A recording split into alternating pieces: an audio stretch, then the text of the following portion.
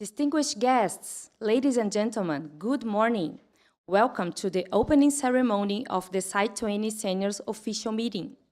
The Senior Officials Meeting serves as the technical discussion forum of SAI 20, the engagement group of the Supreme Audit Institutions of the G20 member countries, aimed at formulating practical policy recommendations to assist these institutions in their work and influence G20 discussions. During the technical sessions, the topics addressed in the recommendations will be discussed in depth by high-level technical representatives of the involved institutions. At the conclusion of the meeting, a document will be drafted to serve as the starting point of discussion among the leaders of the Supreme Audit Institutions of G20 countries at the SAI 20 Summit, scheduled to take place in June in the city of Belém. Therefore, this event starting today offers a unique opportunity to discuss matters of interest and relevance to the participating institutions. In this edition, the focus of discussions will be on energy transitions, climate financing, and the fight against hunger and poverty, topics aligned with the G20 agenda and the priorities set by the Brazilian government during its presidency. Please note that this event is being broadcasted in English, Spanish, and Portuguese on the official TCU YouTube channel. For those attending in this auditorium who require simultaneous translation, we have provided headphone receivers at the accreditation room in the lobby of this building. To open the event, we invite to the stage the Minister of the Brazilian Federal Court of Accounts, Jorge Oliveira.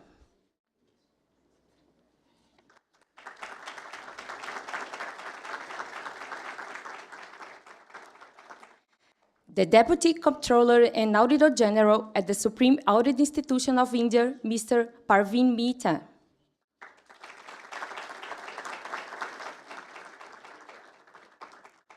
The Head of Audit Office of Supreme Audit Institution of South Africa, Mr. Cybran Struwe.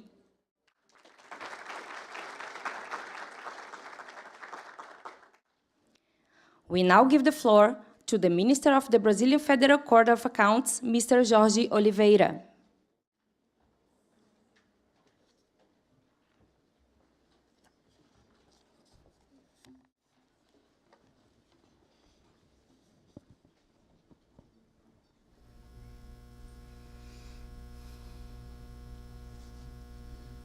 Bom dia a todos. Inicialmente, eu gostaria de saudar a controladora e auditora-geral adjunta da Instituição Superior de Controle da Índia, Parveen Mehta, também o head da Instituição Superior de Controle da África do Sul, Cybran Struwe, em nome de quem saúdo os participantes desse evento, registrar ainda os membros desta casa aqui presentes, Sua Excelência, o ministro Augusto Nardes, muito nos honra com sua presença, também Dr. Rodrigo Medeiros de Lima, que representa aqui o Ministério Público junto ao Tribunal de Contas da União. Em nome do Tribunal de Contas da União do Brasil, é com grande satisfação que estendo uma calorosa boas-vindas a todos vocês para a reunião de auditores do Grupo de Engajamento SAI 20. A reunião dos auditores sêniores é um fórum criado para proporcionar discussões técnicas entre as instituições superiores de controle dos países membros do G20.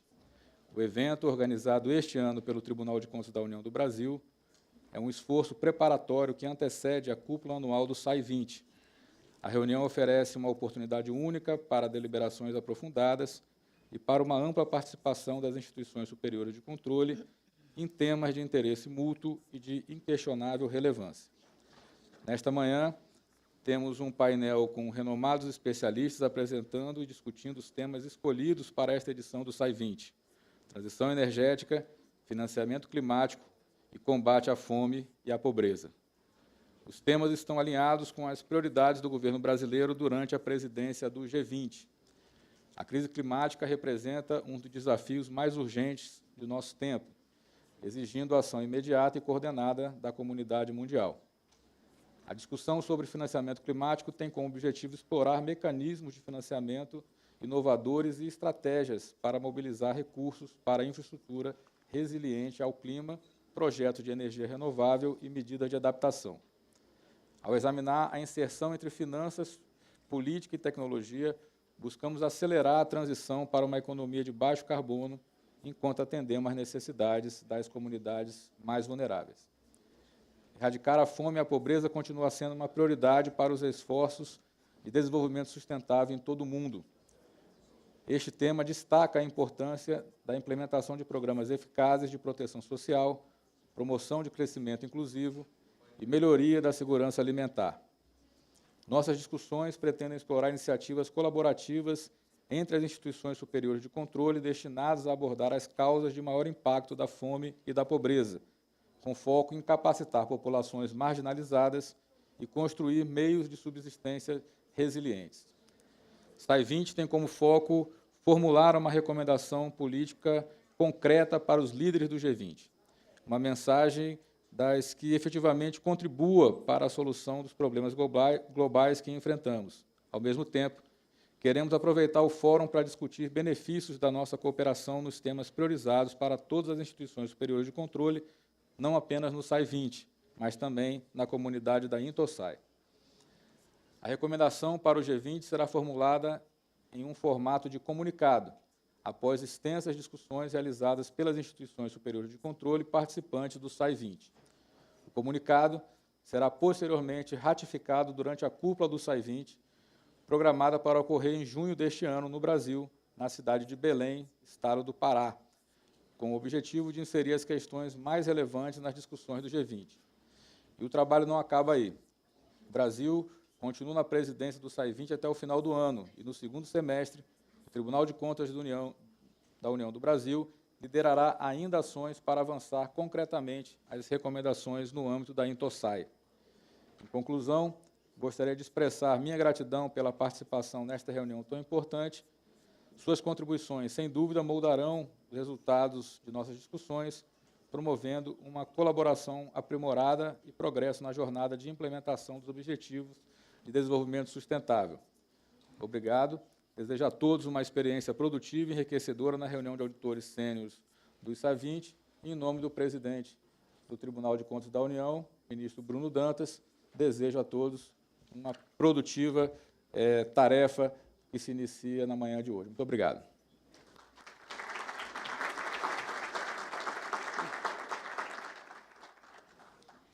At this time, we invite the Deputy Comptroller and Auditor General at the Supreme Audit Institution of India, Mrs. Parveen Mehta.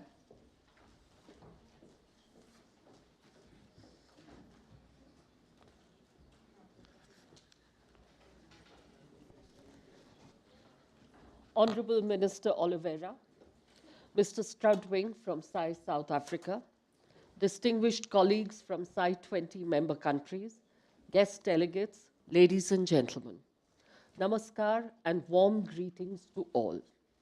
It is indeed a privilege to address, on behalf of SAI India, the SAI 20 Senior Officers Meeting at its opening ceremony. At the very outset, I congratulate SAI Brazil on assuming chairmanship of the SAI 20 and steering it forward. The gracious welcome and the carefully conceived agenda for this meeting have set the ball rolling for a very successful gathering.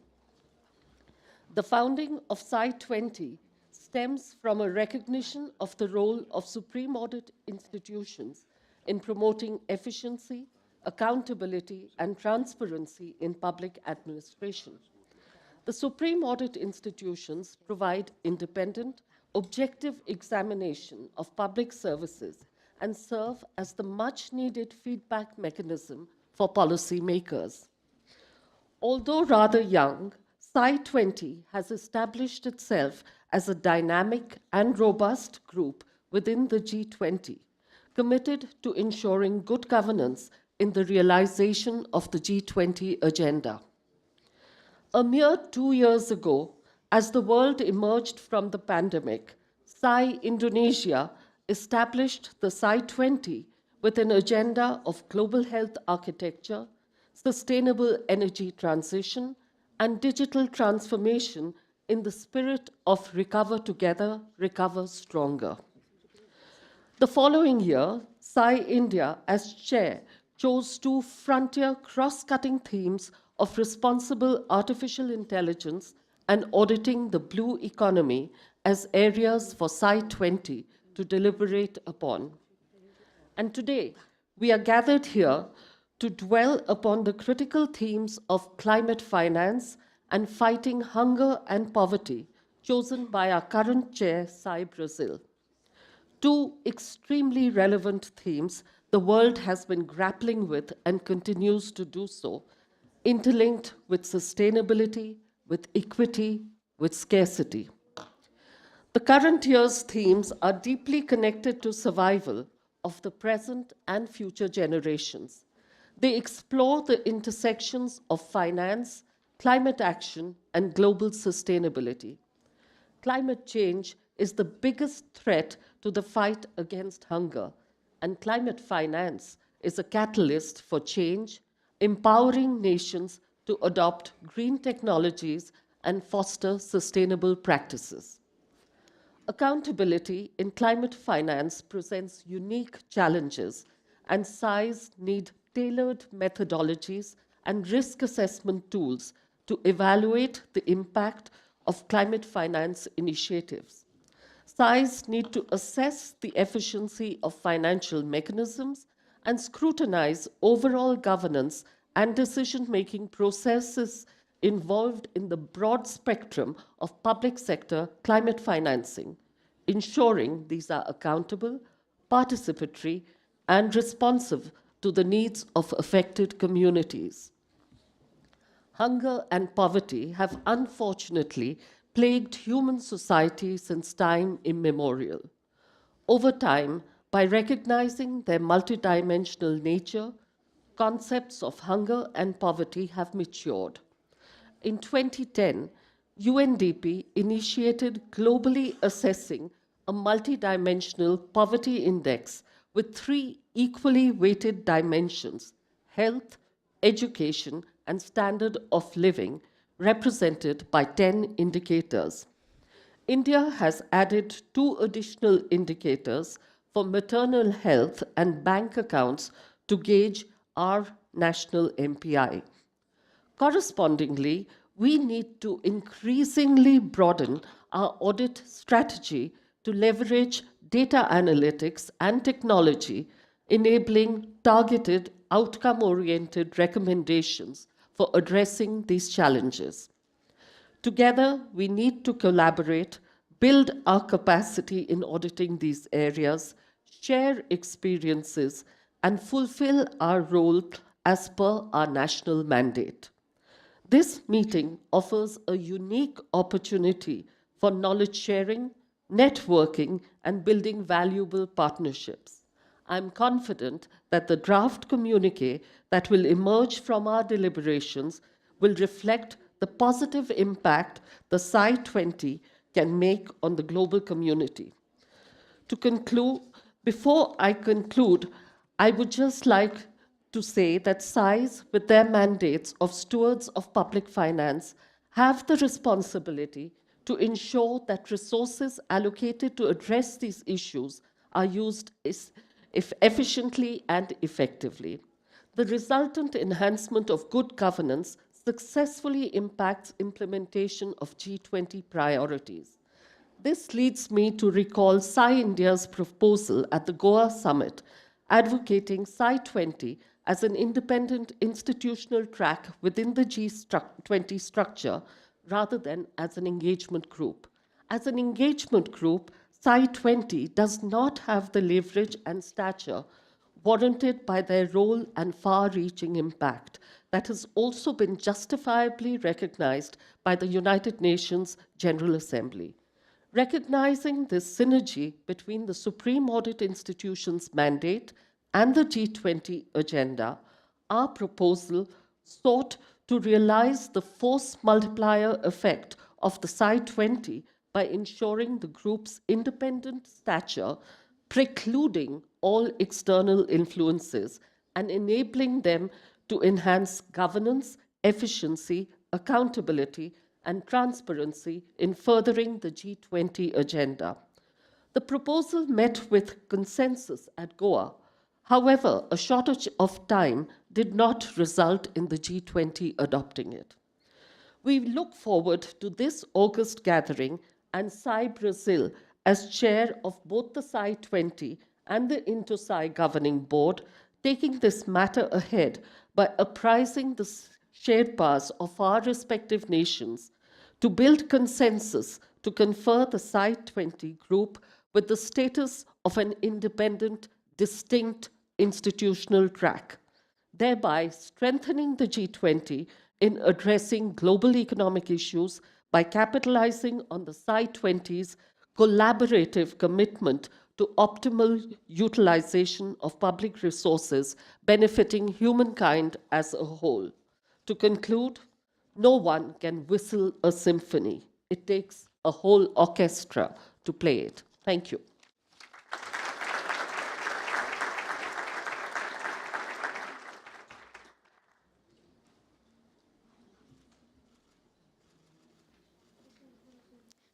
Finally, we invite the Head of Audit Office of Supreme Audit Institution of South Africa, Mr. Sybran Struwing.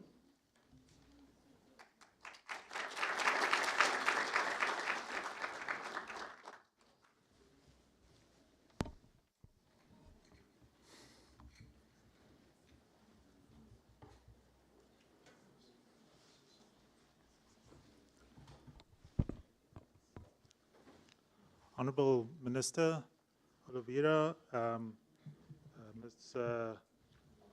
Mehta, Deputy Controller and Auditor General of the Supreme Audit Institution of India, fellow Auditor General colleagues, the officials from SAI Brazil, and fellow senior officials, guest speakers, and the Brazilian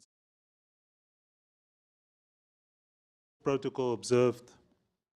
Thank you for the opportunity to bring you an opening statement from SAI South Africa, from our Auditor General, Tsukale Maruleke.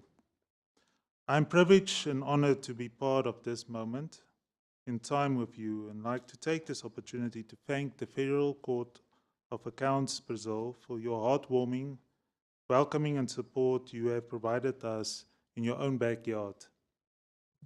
Back home in South Africa, we call this the spirit of Ubuntu, a multiple sense of respect and courtesy. Thank you. As Tata Madiba said, overcoming poverty is not a gesture of charity, it's an act of justice. The protection of a fundamental human right, the right to dignity and a decent life. Indeed, our world that we live in today is complex.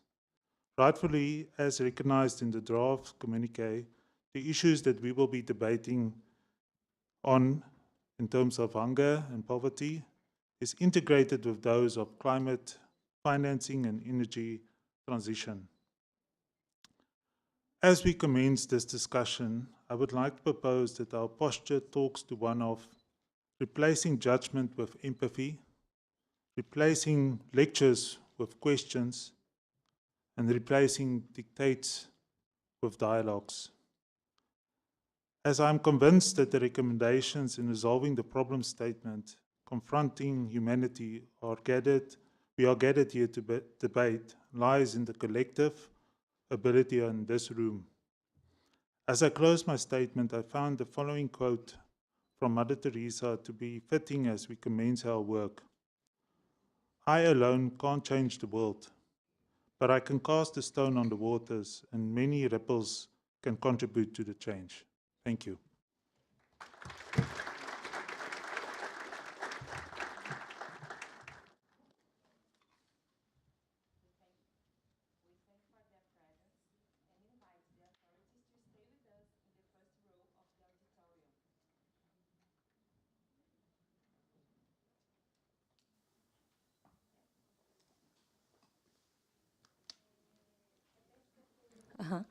We thank for their presence and invite the authorities to stay with us in the first row of the auditorium.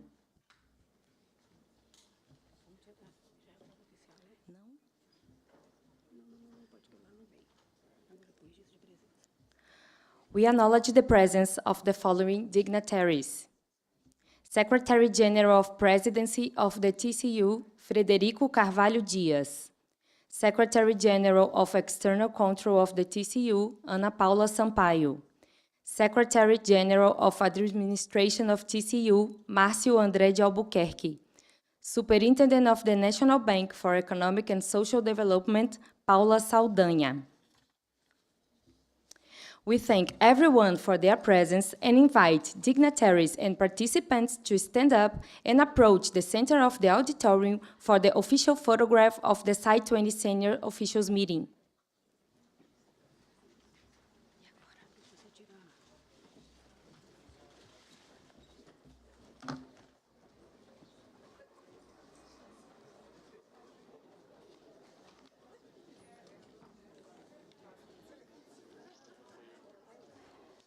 Agora é o painel.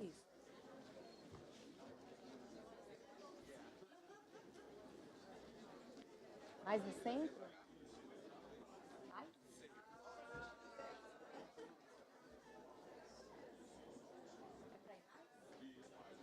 Come closer, please.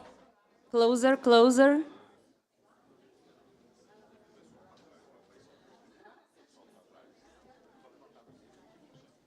Okay. People behind, you can come forward.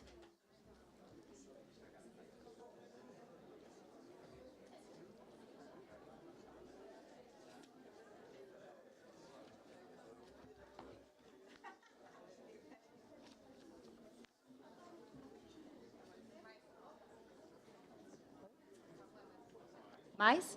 More closer, more closer.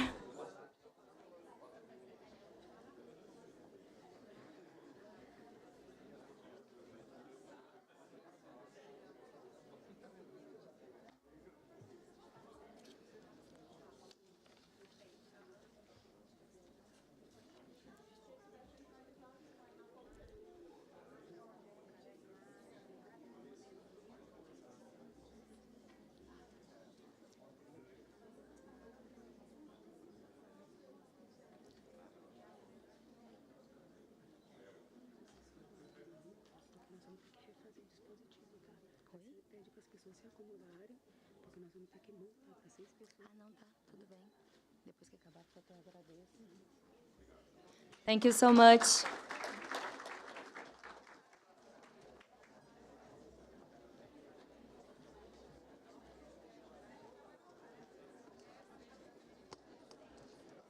Strengthening sustainable development.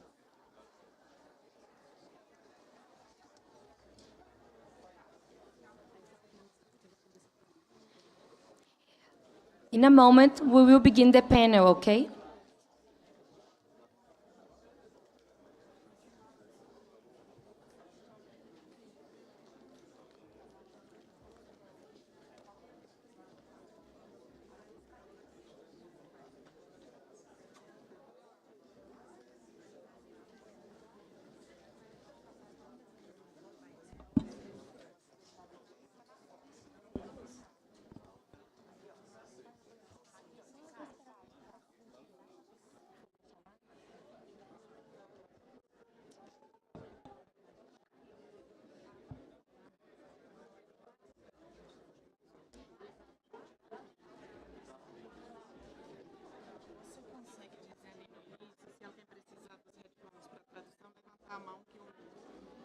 Eu vou falar isso agora. Tá.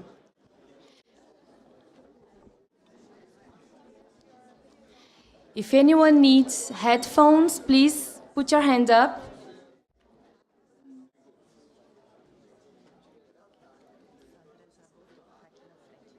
Só vou então esperar terminar de arrumar. Obrigada.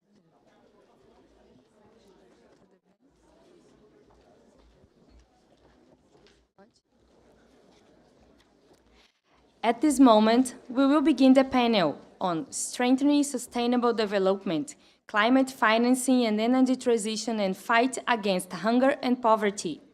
To moderate the panel, we invite the Deputy Secretary General at the Brazilian Federal Court of Accounts, Júnior Arifa Marques.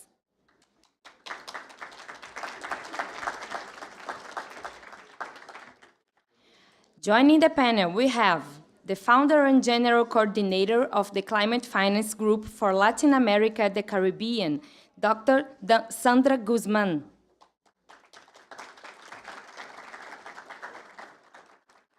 The director of the Center of Infrastructure Regulation at the Getúlio Vargas Foundation, Dr. Joísa Dutra Saraiva.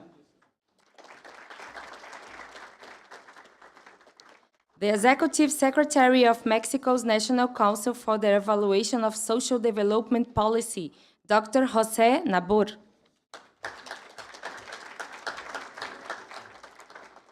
The Deputy General Coordinator for Poverty Measurement and Indicators Monitoring of Mexico's National Council for the Evaluation of Social Development Policy, Dr. Alida Marcela Gutierrez.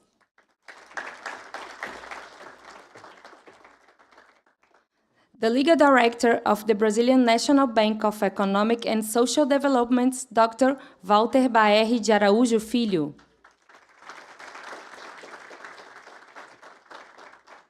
We now invite Mr. Júnior Zarifa Marques to proceed.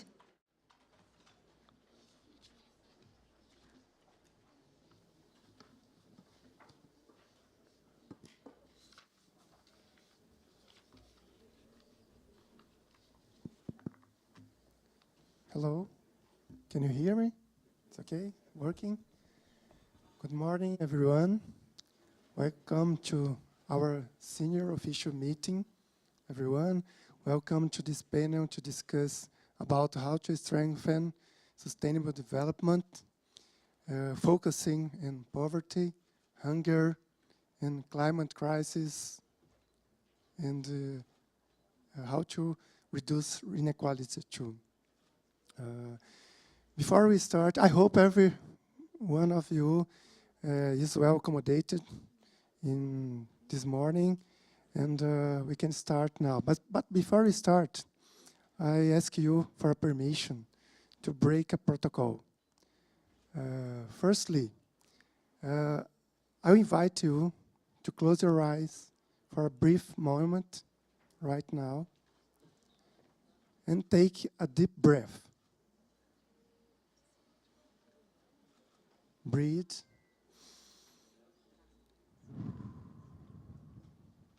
One more.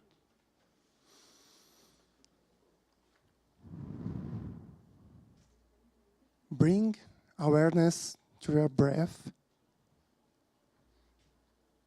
Bring awareness for the present moment.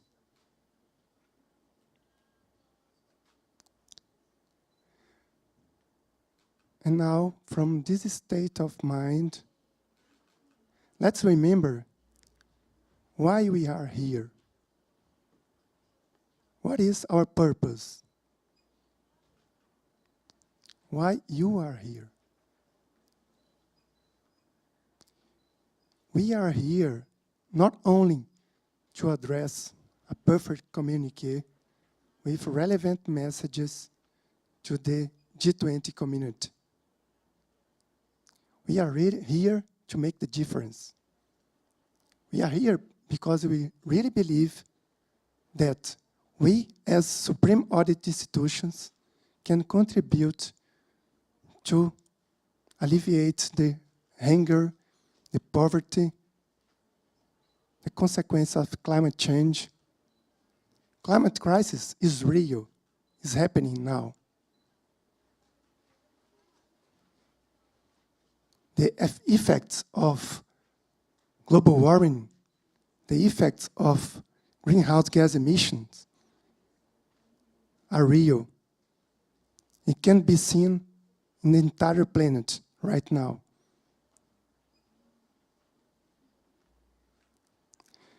Last week, the Executive Secretary of the UNFCCC, that is responsible for climate issues in the UN, advertised us. He said that we have only 2 more years to save the world. And he just called attention for this and called everyone in the planet to climate action right now. So we need to address very important solutions to climate crisis that can help to reduce inequality, reduce hunger, reduce poverty. So by now, we know that Supreme Audit Institutions can help national governments by assuring transparency, accountability, and the efficiency of public policies by identifying some inefficiencies, identifying fragmentations, overlapping, contradictions, and lacks in the public policies and other initiatives. So, beside of this, Supreme Audit Institutions can help to assess public policies, identify by indicators, diagnosis, opportunities to improve, enhance the reliability of the environment for more investments, more climate action financing. So in this special meeting, one of the first purpose here is to address our relevant messages to the communique, to sensibilize the G20 community, the politics, the Sherpas, to include them in their considerations. But the second one, we have to continue to work to address our recommendations and our suggestions to contribute to strengthen the global voice of INTOSAI by delivering our suggestions to the working groups related to these themes to work to get together cooperatively. So you have a very, very big challenge here today. With no more words, let's start our panel. I would like to thank you, all the specialists here, to contribute to our discussions. Each one will have 15 minutes. I ask you kindly to respect your time so everyone can contribute. And after the speeches, all guests can ask questions, and our colleagues will assist you to bring the questions for me. And each panelist will have 2 minutes to answer each question. Let's start now by our special Dr. Sandra Guzman. She is founder and general coordinator of the Climate Finance Group for Latin America and the Caribbean, and specialist in low carbon development and climate finance. She holds a PhD in politics from the University of York in the United Kingdom, a specialization in sustainable finance from the University of Oxford, and a Master of Environmental Policy and Regulation from the London School of Economics and Political Science. She's a specialist in energy and environmental policy and management from the Latin America Faculty of Social Science and holds a degree in international relations from the National Autonomous University of Mexico. She was General Director of Climate Change Policy at the Mexican Ministry of Environment and Natural Resources. Dr. Sandra, the floor is yours. Well, first of all, I would like to say thank you so much to the TCU, to the ATOSAI, and of course to the SAI-20 for the opportunity to be here. It's my absolute pleasure. I just want to say that I truly believe in the role that you all can play to increase climate ambition, and that's why I'm here, very, very happy to collaborate with you. Speaking of breaking the protocol, I just would like to stand up to do my presentation, if you allow me, because I enjoy it like that. And the second announcement, I'm so sorry that I have some typos in my presentation, so you will forgive me about that. So let me start. I will have the opportunity to talk to you a little bit more about the relevance of climate finance to accelerate energy transition, but particularly to accelerate just energy transition. Let's talk a little bit of the context. We all have to acknowledge that we are in a climate crisis. According to the Intergovernmental Panel of Climate Change, which is this body of scientists from all around the world, they are telling us that if we want to avoid an increase in temperature of more than 2 degrees, ideally 1.5, we need to cut in 50% our global emissions by 2030. Unfortunately, the national determined contributions, which are the policies that all our countries are putting together to reduce emissions, are not enough. And now we are transiting towards a scenario of more than 3 degrees Celsius. And many of you may ask, what's the difference between 2 degrees, 1.5? I will tell you one number that for me has been transformational. In a scenario of 2 degrees Celsius, we would be losing 99% of our coral reef. In a scenario 1.5, we would be losing 79% of our coral reefs. In any scenario, an increase of temperature is bad because our ecosystems are not adapted to those increases in the temperature as radical as we're suffering. Here in Brazil, you may hear what happened in Rio, temperatures of more than 60 degrees Celsius. That's not normal.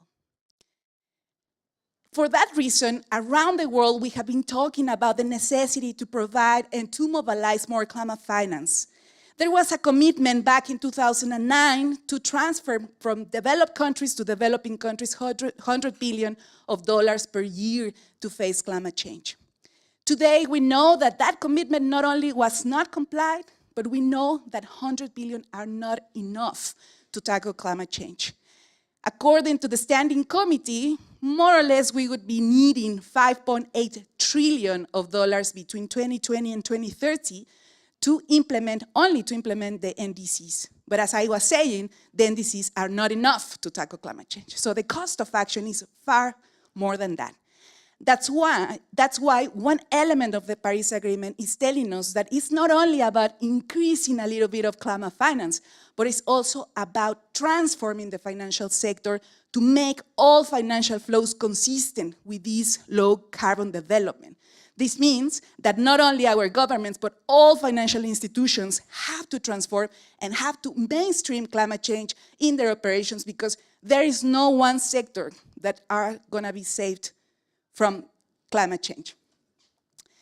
So there are several challenges that we are facing in the context of climate finance, and I'm going to mention some of them to then talk a little bit more about how can we face those challenges and how can we do it not only in the context of the G20 where Brazil is playing a major role, but also in the coming years that we are facing. The first challenge is that, unfortunately, there is no universal agreed definition about what climate finance is.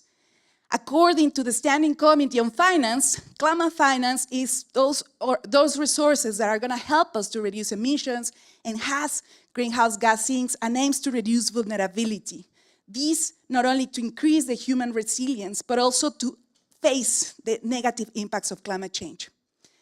After this, we can talk a little bit more about why there is not a universal definition, but what we have to agree all is that we need more finance to achieve this low carbon development. Another big challenge is that if you see the global numbers, there are several studies that talk that yes, the climate finance is increasing. These are numbers of CPI that says that, for instance, in 2021-22, there was a mobilization of 1.2 trillion of US dollars, including private finance. But the biggest challenge is that we do not know to what extent that money is being effective. Are we reducing emissions? Are we reducing vulnerability? And this is a big challenge that is all related to the accounting and to make this finance accountable. Another big challenge, all the climate finance flows that are rolling around the world are not allocated effectively. Actually, some of the major flows are allocated in the north of America, in Europe, when there are several countries in the global south that have several needs on climate finance, and they are not major recipients of this resource. Even in Latin America, the allocation of climate finance is not equal. This is just an example from the Green Climate Fund, and you can see Brazil is the main recipient of climate finance in Latin America. And there are other very vulnerable countries that are not accessing to this finance. Another big issue, even though climate change is threatening all the type of development in our planet, the climate finance is still a very limited portion of all development finance. And what we need to do is transform these trends to make climate change more consistent and mainstream in the development finance. And one of the biggest issues that we are facing at the moment is that most of climate finance has been allocated through loans, which is increasing the public debt of developing countries. All these yellow lines are loans. And this is also constraining the fiscal space that developing countries have to tackle the problem of climate change. And possibly, one of the biggest challenges that we are facing at the moment is that if you put all the financial flows that exist out there, climate finance is a minimum part of this. And carbon-intensive finance is still bigger and is still mobilizing and increasing. This is, we are investing more in actions that create the problem than in actions that are going to help us to face it. And I will give you an example in the context of Latin America. In GFLAG, we developed the Sustainable Finance Index precisely with an aim to understand not only how much money is helping us to face climate change, but actually how much money we are mobilizing or we are generating that come from carbon-intensive activities. Because in my point of view, to transform is not only about growing sustainable flows, but it's also decreasing carbon-intensive flows. This Sustainable Finance Index is precisely helping us to understand those gaps, but not only how much we are spending, but also how much we are bringing as a revenue, because that also makes a huge difference. Because when we talk about climate finance, we have to talk about the public finance circle, not only the budget, which is normally most of the conversations out there are about budget. But what about revenue? It's very, very important. In this index, we analyze not only qualitative indicators to understand what is the context of these countries, but we also analyze these quantitative variables that I'm going to tell you.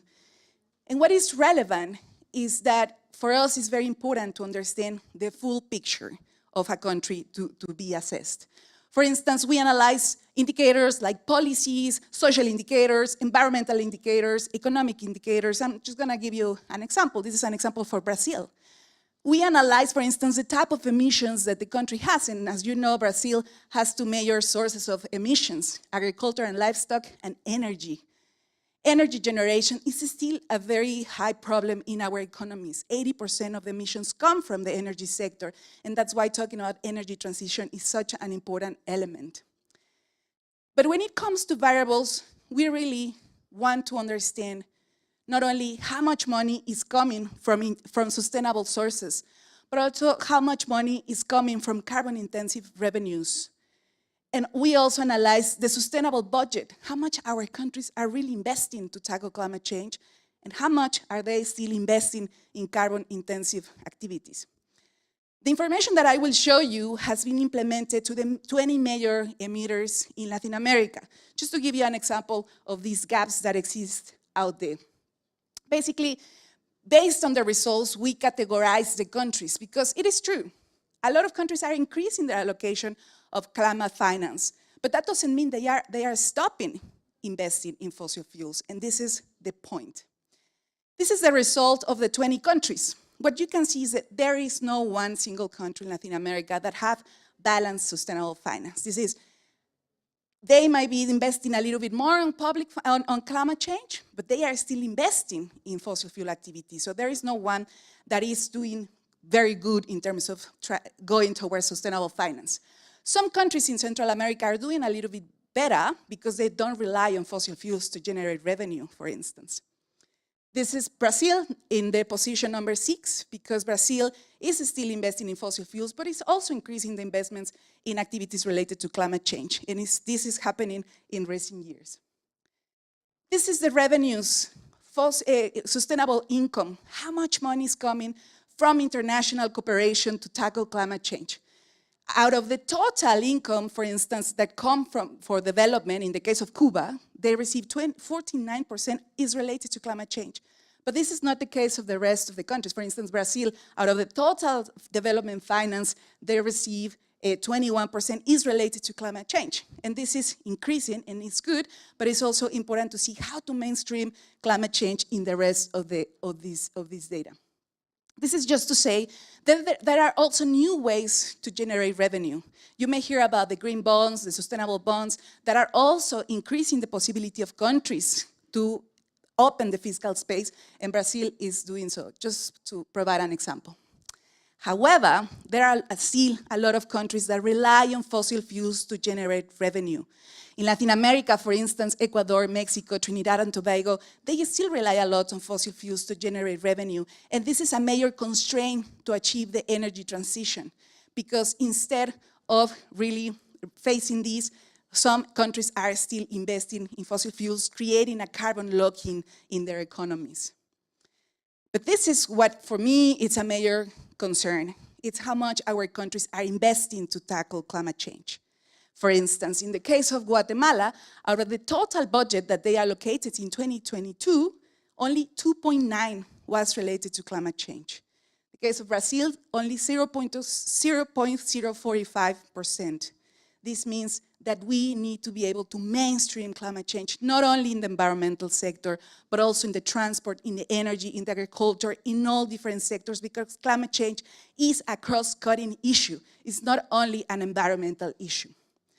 And this is the allocation in carbon-intensive activities. For instance, Bolivia, Mexico, out of the total budget, Mexico, for instance, invested 15% of its budget was towards the production of fossil fuels, when the allocation to tackle climate change was only 0.045%. So this is only to show you the gaps that still exist, because again, it's not only about increasing sustainable finance, but it's also about decreasing carbon-intensive finance. And this is just the comparative. If you put together the 20 countries, this is the comparative between sustainable revenues versus carbon-intensive revenues. This is the case of Brazil. Sustainable revenues versus carbon-intensive revenues. Sustainable budgets versus carbon-intensive budgets at the regional level. This is the case of Brazil. I have to say that I have been analyzing budgets for the last 18 years, and Brazil is increasing its allocation of budget in relation to climate change in recent years. So, to conclude, I think it's very, very important, again, not only to measure the numbers and the quantitative elements, but also the qualitative elements. If we want to achieve the energy transition, it's not only about investing in technology, but also achieve a better access to that technology. It's important to talk about how these flows will create jobs. It's important to talk about how can we really redefine the sector in the context of fossil fuels. In the G20, we still have lots of fossil fuel producers. How can we provide to the fossil fuel sector an alternative? Those engineers that are experts on fossil fuels, how can we bring them to the investment in renewable energy, into creation, in geoenergy, and other alternatives that are out there? But we cannot just keep investing in fossil fuels and providing subsidies. Subsidies is a major issue that it's very important to discuss in the context of the G20. And 3 elements that I would like to emphasize in the context of the G20. 1, fiscal reforms. It is very important to penalize carbon-intensive activities. Carbon taxes. We need a global carbon tax to start penalizing these carbon-intensive activities. And not only the most pollutant, but also it's important to tax the richest that don't pay taxes in our countries. It is very important to redesign budgets to mainstream climate change and to really start investing in the transition. And of course, we need that all of this happens in the context of a transparent framework. it is very important to increase accountability and transparency mechanisms, not only at the federal level, but also at the local level. With this, I would like to conclude just inviting you can access to all this data, and of course, I leave you my contacts because it will be my privilege to be able to provide more information and detail about all of this. Thank you so much for the opportunity.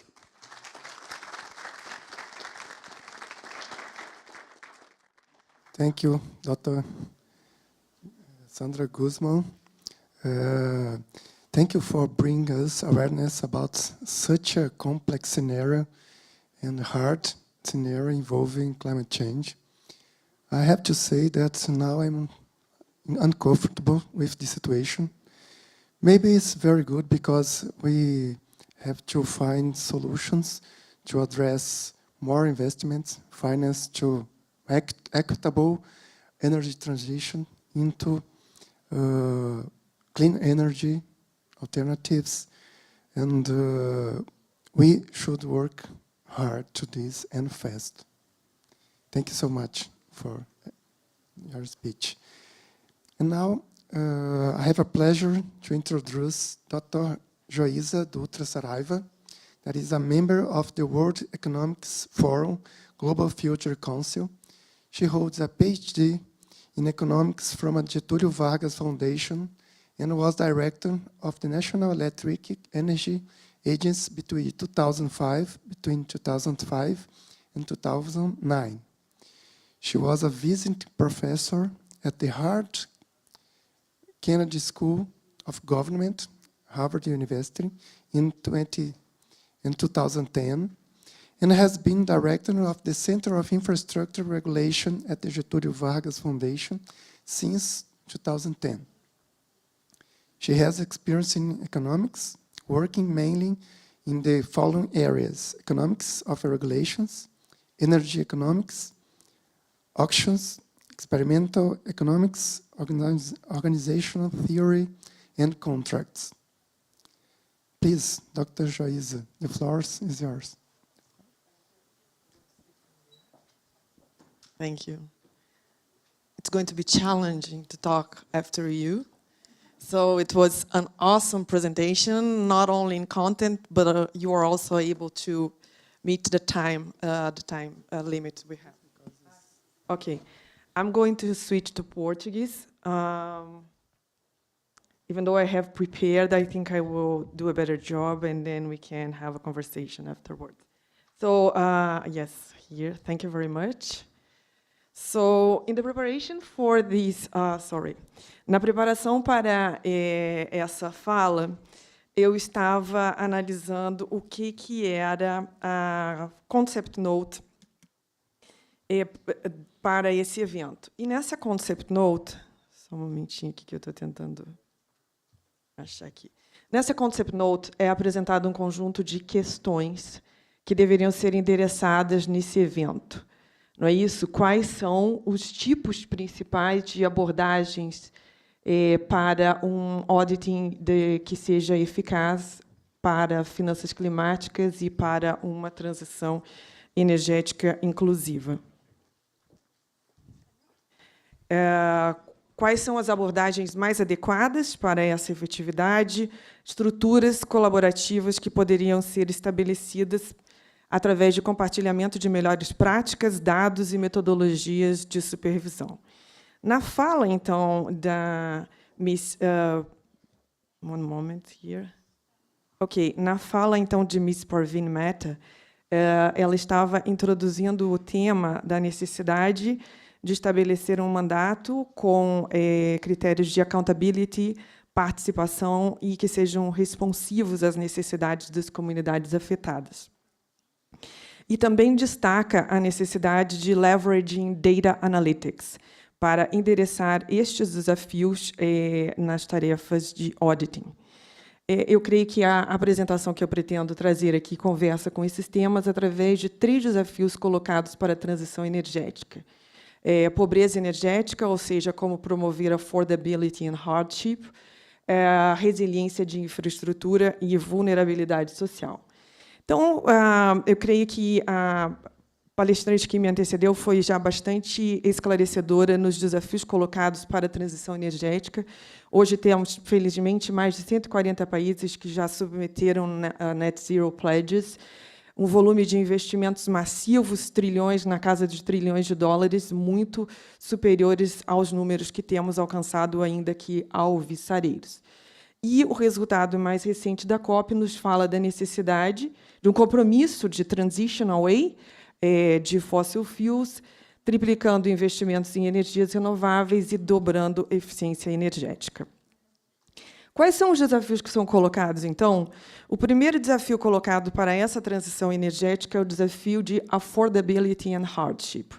Então, voltando de novo, voltando a Data and Analytics, é extremamente importante que nós tenhamos a capacidade de entender, avaliar as políticas, avaliar a implementação de políticas na sua capacidade de garantir acesso à energia elétrica de modo inclusivo.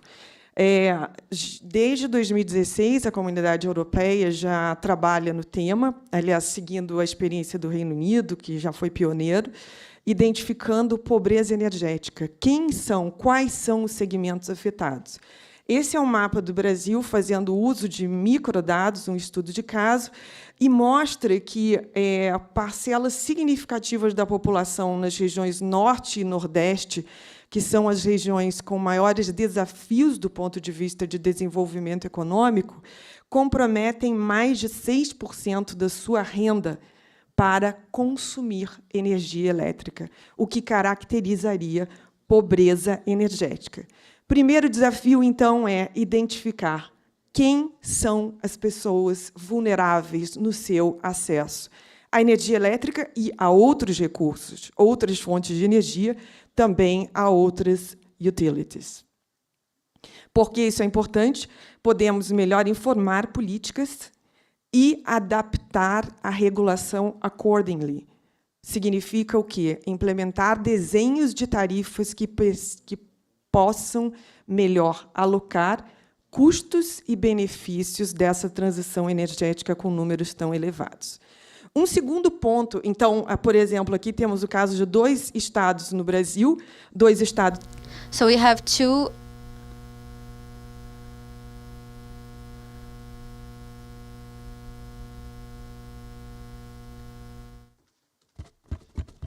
Voltou. 2 estados vizinhos com características até não distintas, ainda que um grau de desenvolvimento bastante distintos. O que se mostra, no estado do Rio de Janeiro, mais de 50% da população poderia ser caracterizada como pobreza energética, em situação de pobreza energética. Ao passo que, no estado de São Paulo, menos de 20% da população.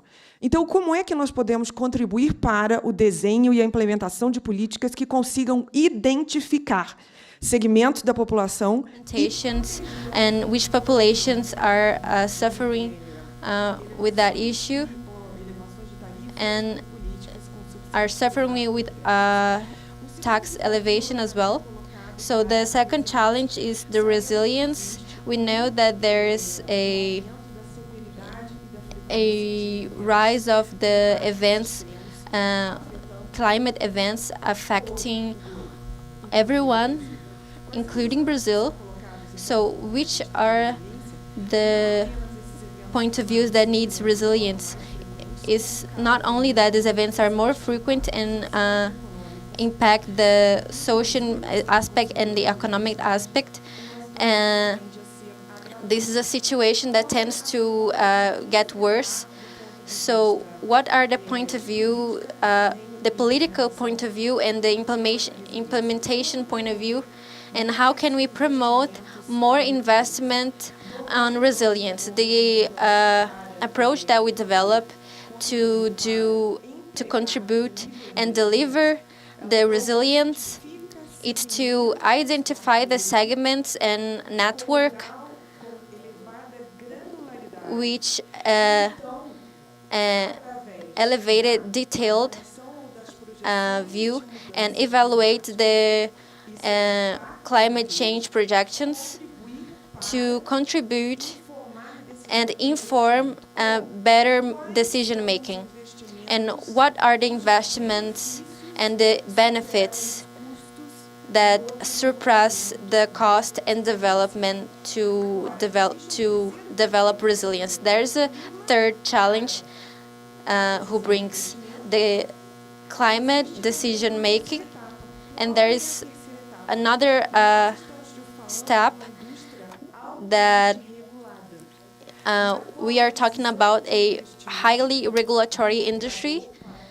So the investment from the operator to develop resilience needs to be discussed, and there's many aspects that needs to be considered while we are developing this resilience. So we developed this methodology that allows, based in different scenarios and projections for the next decades, to identify with an elevated specificities which are and what are the investments and developments for each different degree of risk.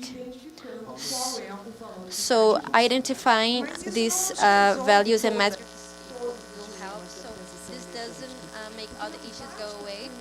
So it's not enough to know what are the challenges we face. We need to know how the population can respond to these events as well. So, for example, extreme climate events that cause long interruptions for the energy production to the population. And so the answer comes from the social vulnerability from different regions. So this is a methodology that we approach with our group in collaboration with the University of Colorado in the US, that calculates the index of vulnerability, a social index of vulnerability built through the articulation between the dimensions of health and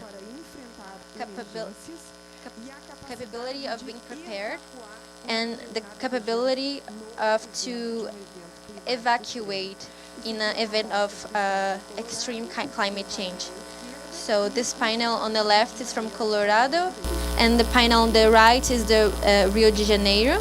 So what we identified is the areas that have the biggest challenge, social and economics, are those who suffer the most on a matter of climate change y sus impactos sobre fornecer electricidad a la población. O sea, estamos hablando que la capacidad de informar acciones, de políticas, to disseminate information about talking politics, and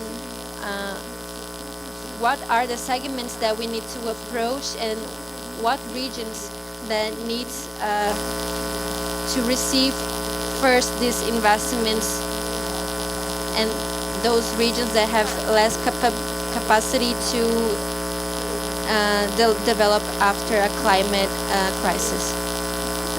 So what was brought from the note that we bring to this event is the necessity to develop activities to contribute to institutional resources on which we have these trustful investments and political collaboration, and to also contribute the approach, the right approach for the audit processes, in an effective way to do the energy transition, and colocar respostas do ponto de vista de data and analytics que permitam informar desenho e implementação de políticas, logo capacidade de supervisão e development to do the audit inside the What are the challenges to ensure affordability and the challenges to protect vulnerable segments and to deliver Desafios que têm singularidade. singularity in the case of emerging markets and developing economies. So what we bring Este grupo de países tem a capacidade de aplicar metodologias com este grau de robustez no seu processo de avaliação de desenho e implementação de políticas. Muito obrigada.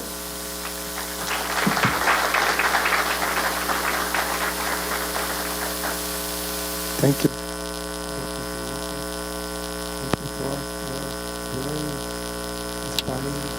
Muito obrigado pelo seu discurso inspirador. Só nos lembra. You want to contribute to strengthen sustainable growth and sustainable economy. We need to be inclusiveness. And so you told us about the energy poverty. It's an issue, but it just provokes us to look overarching. How can climate change affect poverty, hunger, and how we have to work together with integrating the solutions to achieve inequality, to reduce inequality and leave no one behind. And with these last words, I will introduce with pleasure Dr. José Nabor and Dr. Alida Marcela. Dr. José Nabor holds a PhD, Master and Bachelor degree in Economics from the National Autonomous University of Mexico since 2019. By presidential appointment, he has been serving as Executive Secretary of the National Council of the Evaluation of Social Development Policy. Dr. Nabor has also occupied the position of Coordinator of the Postgraduate Program in Economics of the National Autonomous University of Mexico. Dr. Alida Marcela Gutierrez holds a degree in Economics, as well as a Master and Doctorate in Social Economics from the Metropolitan Autonomous University. She currently occupies the position of Deputy General Coordinator of Poverty Measurement and Indicators Monitoring at the National Council for the Evaluation of Social Development Policy. Her topics of interest are poverty measurement, econometrics, public sector economics, and labor economics. Dr. José Nabor and Dr. Alida, the floor is yours.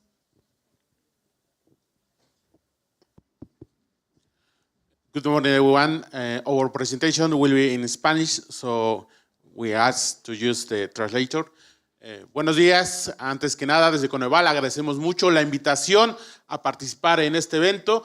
El objetivo de nuestra presentación será compartirles desde el caso mexicano cómo se ha desarrollado una medición multidimensional de la pobreza. A partir de ahí veremos algunos resultados en los diferentes niveles territoriales para nuestro país y a partir de ahí algunas recomendaciones en cuanto al uso de la información en cuanto a los niveles de pobreza para desarrollar y priorizar la política social, no solamente el caso mexicano, sino para algunas otras economías latinoamericanas. And also some Latin American economies. And I would like to hand over to Dr. Gutierrez, and she's going to present the first part of this presentation. So let's start. What's Coleval? Coleval, it's about an organism of Mexico that is in charge of two public tasks: to evaluate the social programs and to create the multidimensional measurement of poverty. Our goal is not to be a judge.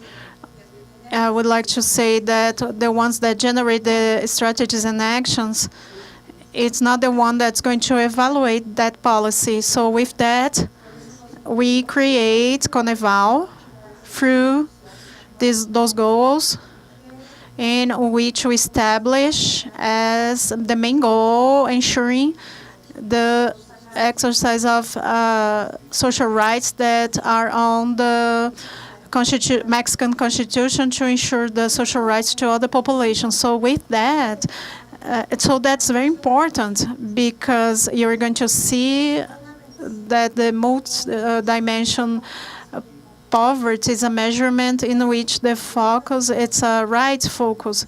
So we count on several methodologies.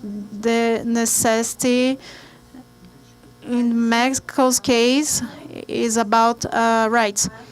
What I mentioned before is the coordination and create the social development policy and create a criteria to verification and measure of that poverty in Mexico. So we measure.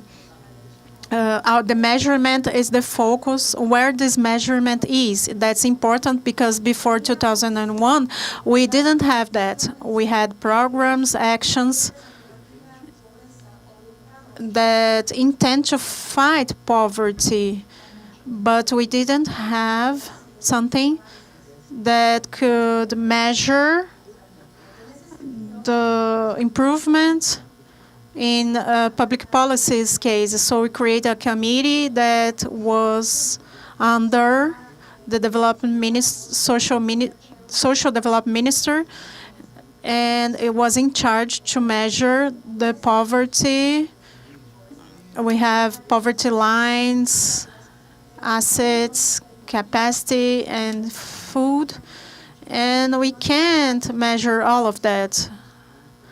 If we say let's put the minimum wage, we are going to have dignifying livelihood for the most vulnerable. So in this sense, the general law established which are the minimal criteria to consider these measurements. So in 2006, 2009, we have a time frame to have a consultation with national experts.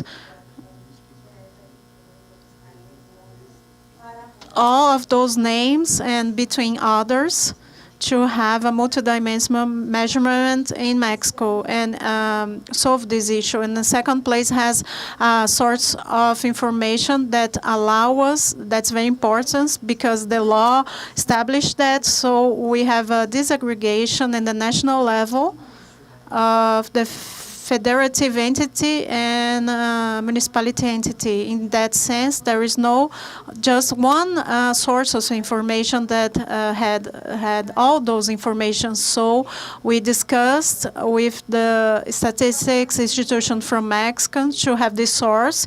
In 2009, we published that for the first time in Mexico with the official sources in 2009. So from 2009 and the current day, in specifically 2018, we had some reforms. For example, in 2013 in Mexico, we had a reform that was articulated by the third constitutional regarding the mandatory education that till 2013 was just high school, and since 2013 is the university graduation. So we can see those rights, we can see how this legal normative exists and what was the duty of the state, what the state need to ensure to take out this right, put people in these social rights. So it took 10 years to generate normative change of poverty measurement, to give comparability and evaluate in a whole way the social policy. In this way, we have two series, one that comes from 2008 to 2018, and the other from 2016, 2022, that is the current one. So which are those dimensions to measure multidimensional sources to measure poverty. We have 13 analytic space. We have 3. Economic well-being. We have the per capita information, and we have education, health, the access to social security, the quality and space on the livelihoods, basic service and the livelihoods, and the quality feeding. And the third space is the level of social question and access to well-built roads. So the measurement of poverty in Mexico has the analysis in the person, because the title of the right, the owner of the right, in this sense, the measurement contemplates the 2 first space with the economic well-being and economic well-being in the third space is the measurement of the poverty. Another criteria accomplished are another principle are under that. They add, I'm not going to explain that, but as the law mentioned, it says that we need to create IMESH, the National Institute of Geography. So every 2 years, the National Federative, so that in the graphic we have one person that can present until 3 necessities, and beside that can present insufficiency on their incomes to overcome their feed necessity. So we have $270 per person in urban areas and $195 per person by month in rural areas. So how we talking about the rural bags in Mexico's case is less than 2,500 inhabitants. If we have interest that's lower than that, the person is a poverty situation and they don't have enough social rights. So the vulnerable population, which are this one, is the one that represents 3 needs or more. And besides that, they don't have enough incomes to satisfy the feeding necessity. In Mexico's case, $137 by month per person in urban zones and $105 per month by person in rural areas. And added to that, we can identify others. We can identify other groups that are important to social policy, the vulnerable by income, and the no poor and no vulnerable is where we would like to insert public policies, economic and social, in this green area. In the Mexico's case, represent 28% of the population. And one of the advantages to count on of poverty measurement by person that's allowed us to do analysis inside the houses, in the livelihoods. Have the information not only by disaggregation to claim their rights, and information by disaggregation of populational groups, first childhood, girls, boys, teenagers, the elder population, discapacity, indigenous people. Although that information we publish in the Counselor with the goal to guide the public policies, so those groups that need more social advantage. And we have the possibility to compare that through time. We have a comparable series, and all that information is public, and it's a mechanism of accountability. We publish all the algorithms that allow to generate this information to all the experts, statistics, especially so they can reply those students. And now I'm going to hand over to our colleague.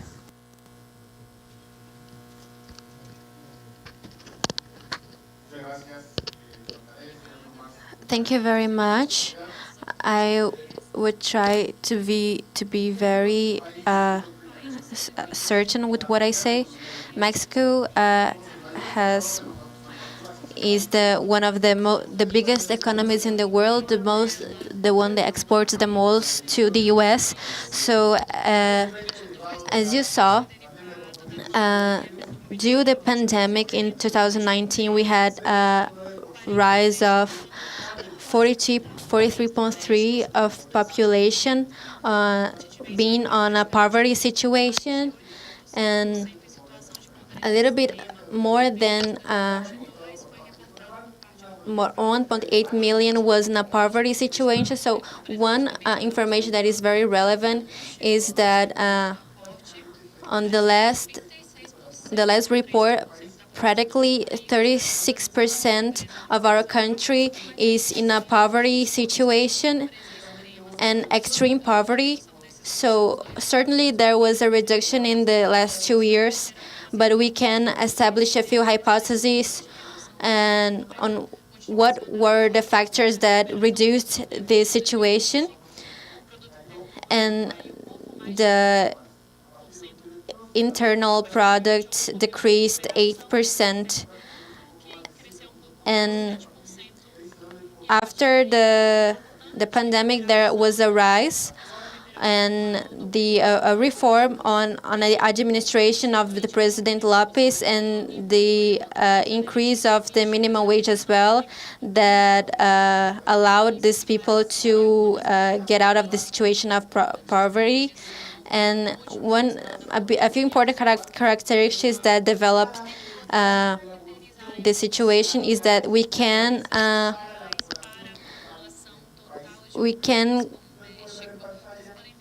put this currency on Mexico people for 2022. A little bit over the half of the population was in need of Social Security, and also 52% of the people were in need of health care, and certainly a lot of our people was in need of formal employment as well. And for 2024 in Mexico, we have a lot of informal jobs as well, but certainly we have this national data that insists that 32% of our population says that it established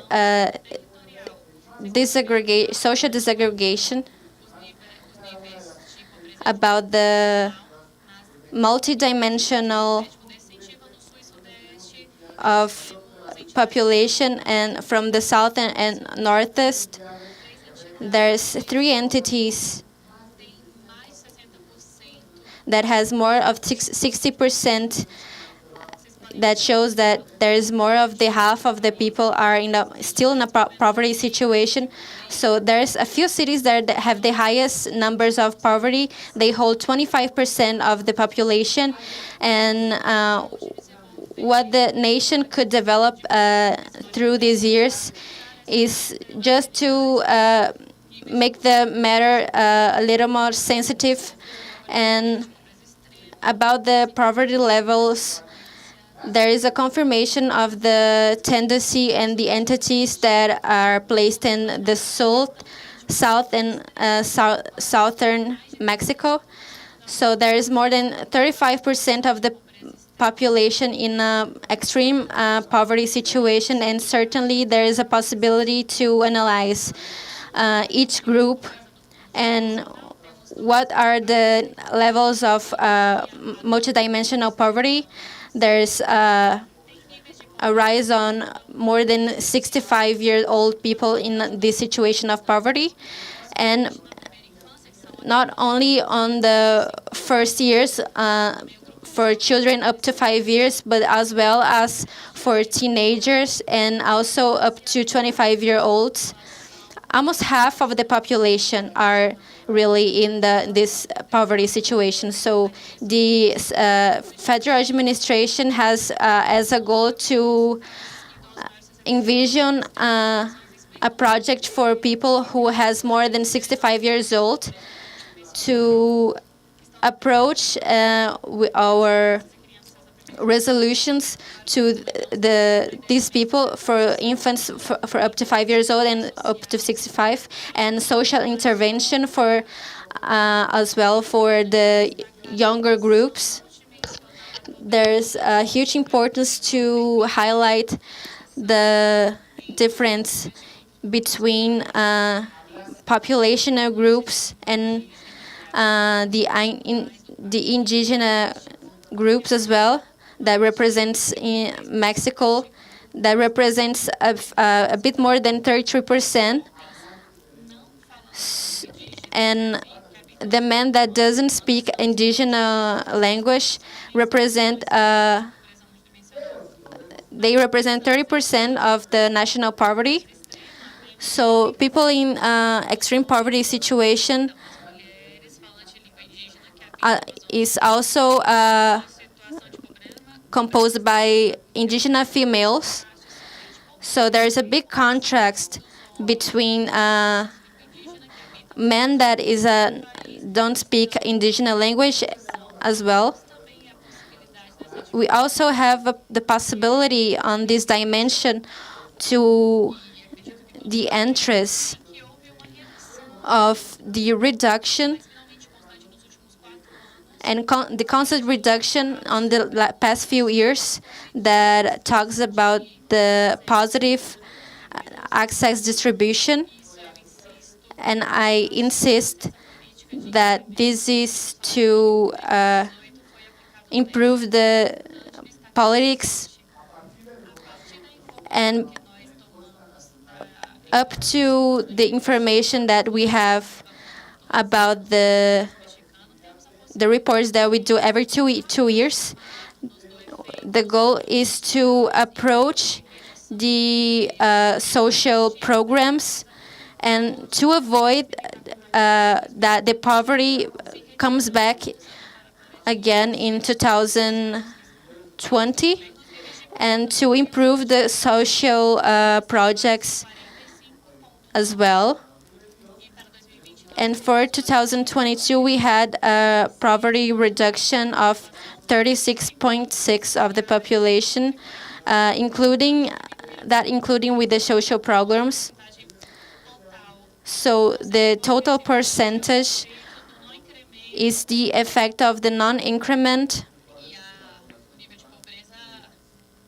and the poverty index that oscillates. So we want to decrease the poverty in a national matter. So since we had the last update in the last few years, we can compare with what I presented on the last slide. Not only the cities on the north of the country, but they also integrate one of the biggest characteristics is to envision this city, the view of the city in relation to the poverty that we had in 2010.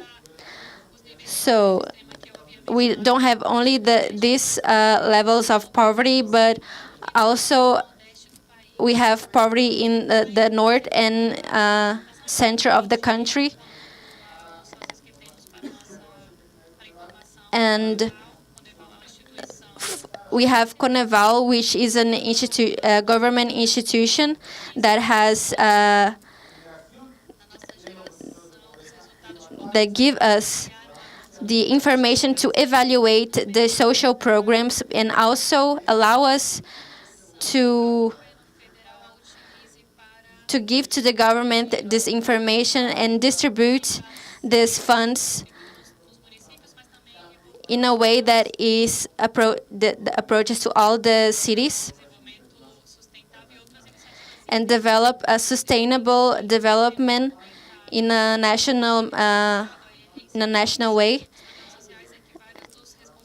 And many of the responsible people that are engaged with these social programs, they have to prioritize and diagnose these interventions and where are the places that needs the most as well, not only in a federal level, but in a national government size. In the past 4 years, we have a distribution of needs between cities. So we prioritize each city that needs these interventions the most. So to estimate the poverty levels of the system is, with no doubt, the best approach to improve the social politics, and also to share with you all the scenario. Muchas gracias, Dr. José Nabor and Dr. Alida Marcela Gutierrez. Thank you for sharing this very, very clear experience. Thank you for sharing. Mexico.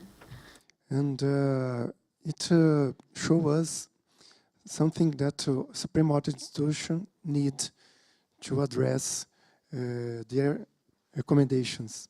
That is reliable information, reliable data, and with quality. Quality data.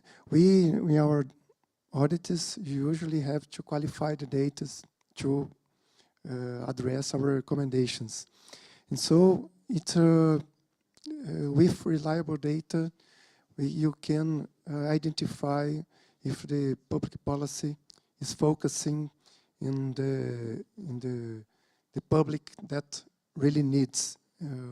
As we see in energy poverty, we see in hunger and poverty policies that are delivered for wrong citizens.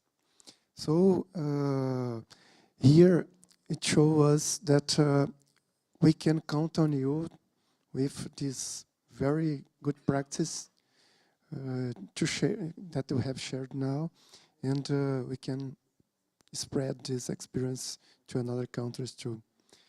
Now I would like to remember you all to write down your questions for the specialists, and after the last speech, we will open the floor to answer the questions. By now, I have a pleasure to introduce Dr. Walter Baer de Araújo Filho. Is the legal director of Brazilian National Bank for Economic and Social Developments. He graduated from a Pontifical Catholic University of Rio de Janeiro with a specialization in public advocacy from the State University of Rio de Janeiro and in tax law from the Brazilian Institute of Tax Studies. And he also holds a PhD in law from the University of Coimbra in Portugal. He is a federal prosecutor with the Federal Attorney General Office and has held senior federal administration positions. He was legal advisor and deputy executive secretary of the Ministry of the Planning, Budget and Management. In today's discussion, we recognize that the central role of BNDES in addressing the challenges highlighted in the SAI 20 agenda. As a key institution in Brazil, economic development plays a crucial role in financing projects that promote social inclusion, sustainable development, and poverty alleviation. Dr. Baer will present in Portuguese. Translation to English and Spanish is available through the headphones. Dr. Walter, the chair is yours.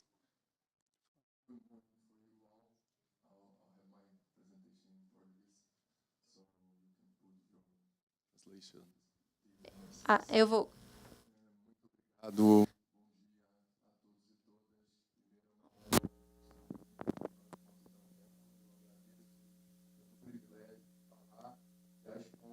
challenge to speak in this panel.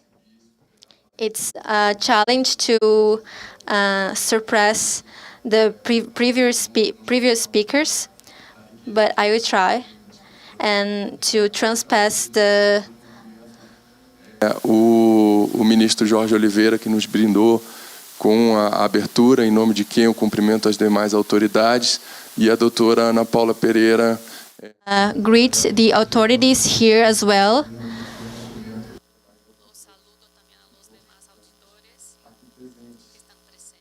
Other political figures as well that are placed here in this panel.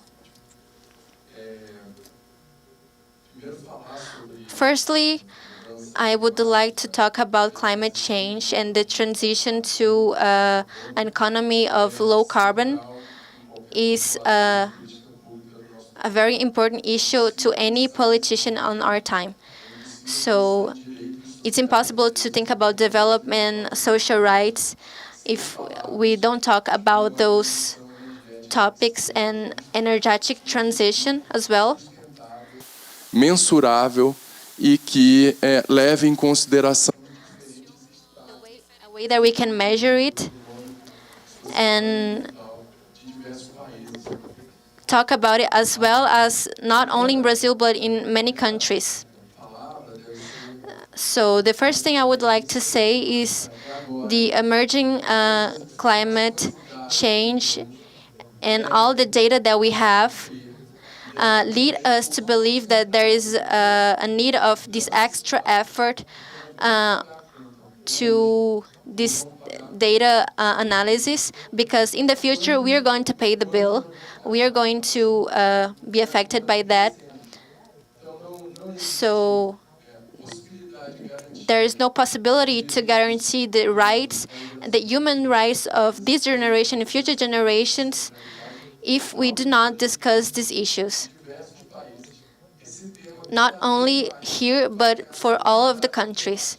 And this theme is every day gaining more space on each event. To audit climate change and to put expectation on this agenda, and also on funds to implementate on this matter to resolve the issue and to mitigate the climate change. We need to talk about compromising on net.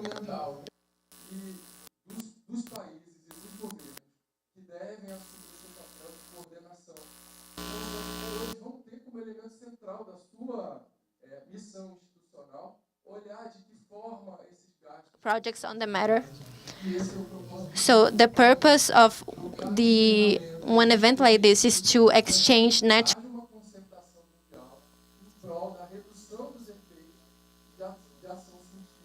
our minds, to bring to these countries and the other countries social development and nesse sentido, in this sense, today we put this extra effort to gather the countries to talk about what stage we are in on the climate change. So maybe what better shows the concept of this conjoint effort is the report in climate change launched in 2020, produced by International Climate Change Panel. And on this report, there's a few topics that brings optimistic point of views and pessimistic point of views.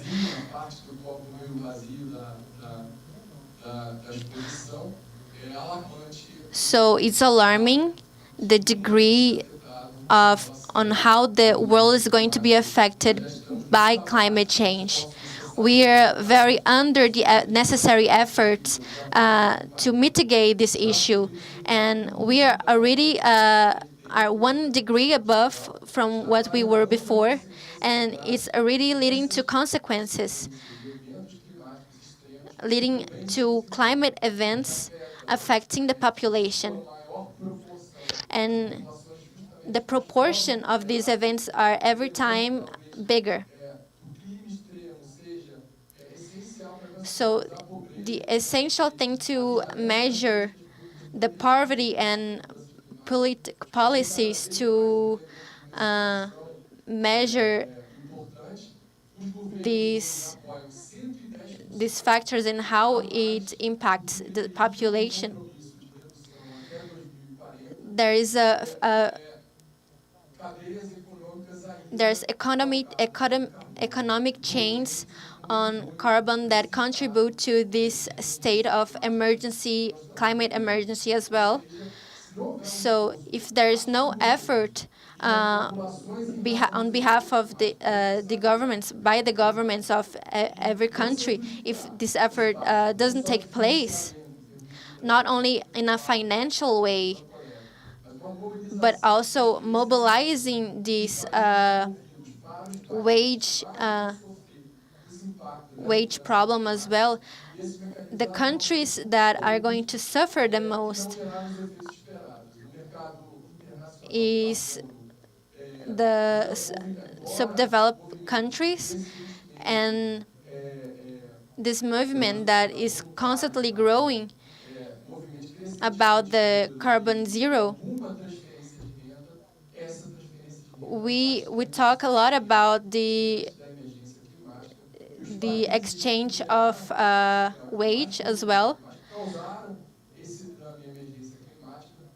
We talk about the countries that brought the most damage as well on the carbon emission, and we also talk about the countries that are being impacted the most on it.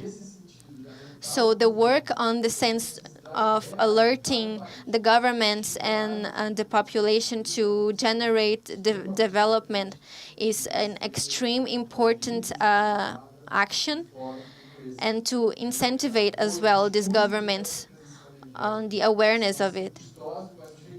So the resources for that to happen can be applied to the increase of investment on the economy and as well as in the low carbon emissions. We already have the tools to mitigate a few climate changes. We only need to see which efforts every government are making, and today the price we pay now is going to be greater than the price that we pay later, because in the future we cannot give access, for example, to a few civilization. We cannot give access to water to a few people because of the actions we have today. So if we don't take action now, there is going to be a lot more investment in the future. And these actions, they are a key factor on coordinating and taking place these projects to make this climate change development inclusive. And Professor José Antônio Campo and his colleagues says that the main agenda for the next decades will be the one that effectively will put the theme of climate change and low carbon as essential for the investment and of the banks. The banks can also generate a reduction of cost on the government itself and his expenses to make these projects more important and seen as well. And inside our strategy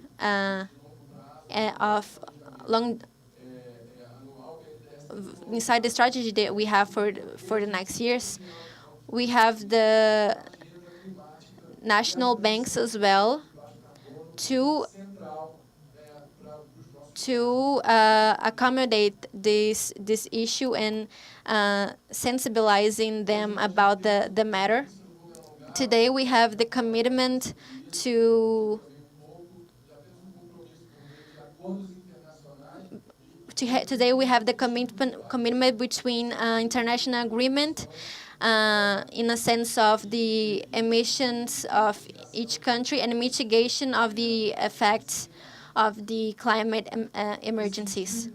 So in this sense, the increasing investment for these initiatives in a matter of inflation in 2022, it's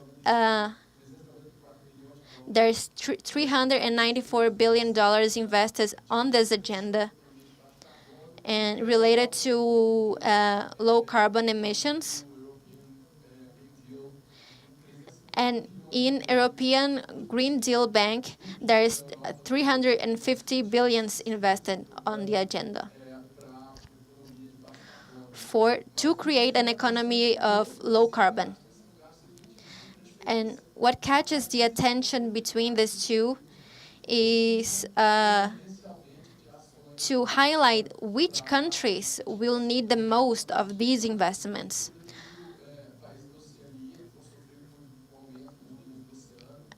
And oceanic countries as well, they are a very sensitive population, and also needs to be highlighted that they need this security, not only for the civilization, but for food as well, to do the changes and make the change inclusive for all countries. And also be in touch with the countries that are the highest emitters of carbon as well. So they have this view that of the place they take today. So there's a new fund, this the Amazon Fund, that absorbed a good portion of donations. And is a new initiative that was launched last year and approved by the Congress. And it was also created a new fund to the climate as well, together with the Amazon Fund. And it was gathered nearly 2 million reais to fight the climate change. And this is an experiment. We're doing experiment rounds on testing and evaluating projects to mitigate this climate change, and also to lower our carbon emissions as well with this project. And Amazon Fund that have the main goal as to preserve the Amazon forests as well, in compromising to preserve not only the forests but the animals. And it was gathered over 2 million reais as well for that project to preserve the Amazonic biome as well. So BNDES today is the #1 in terms of funds and investment for climate change. And Brazil today, there is a energetic matrix that is already surpassed other countries' matrix. So since 2023, BNDES approved $22 million to renovate energy and change the fossil energy, and to implement as well solar energy. So This is the main bank that supports this agenda of climate change. These are some data about the use of resources of Amazon forest. There's $329 million that have been spent on this project that preserved 75 million miles of land to preserve Amazon and to reduce as well the impacts that it has on the climate. And also, it's a big improvement for our agenda of development and preservation. So for the next investment, there are 29.4 million investment in projects that have been approved.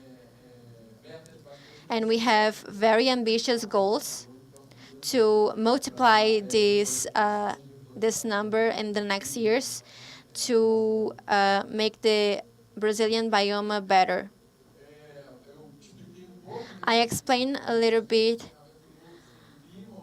about the new fund, that it was a success on the first round. And this is a path for the developed countries to have more resources and a reference as well that of the kind of investment is already being gathered for this agenda. So for the last part, that is very important as well, is the transparency and a good diagnosis and good data.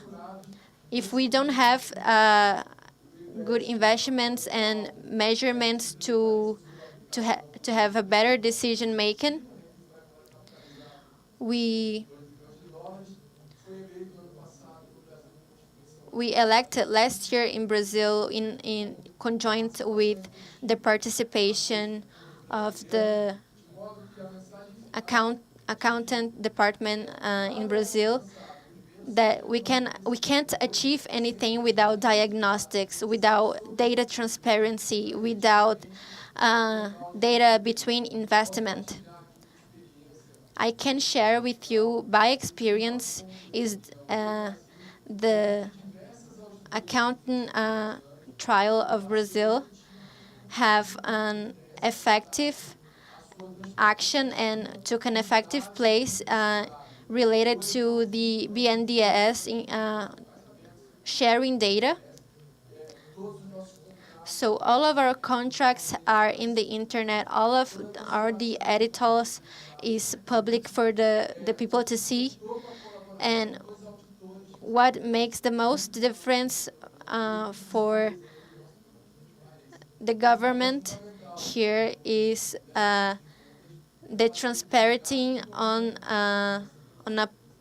this matter by the government and by the people that are approaching this issue, and how they shared their findings and data. Thank you very much, Dr. Walter Bayer.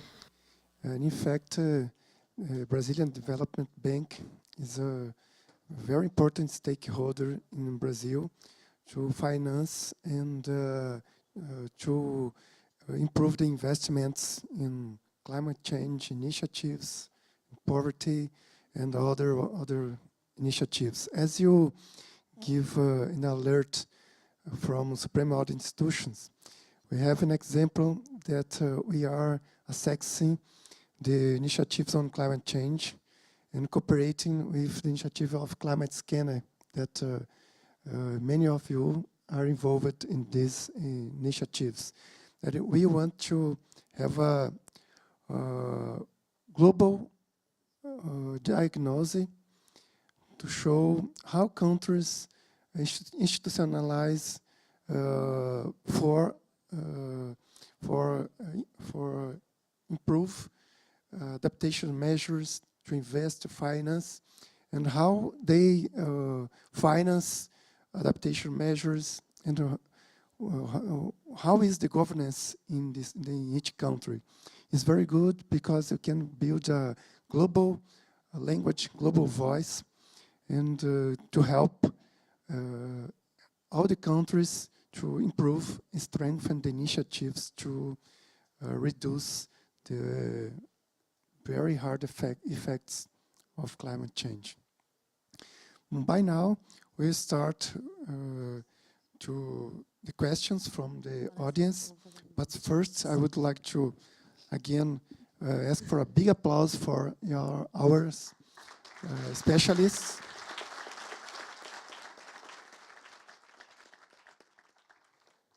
I'm sure that we have a lot of insights to improve our communique, our message for the communique, and to suggest initiatives from the perspective you have shown here.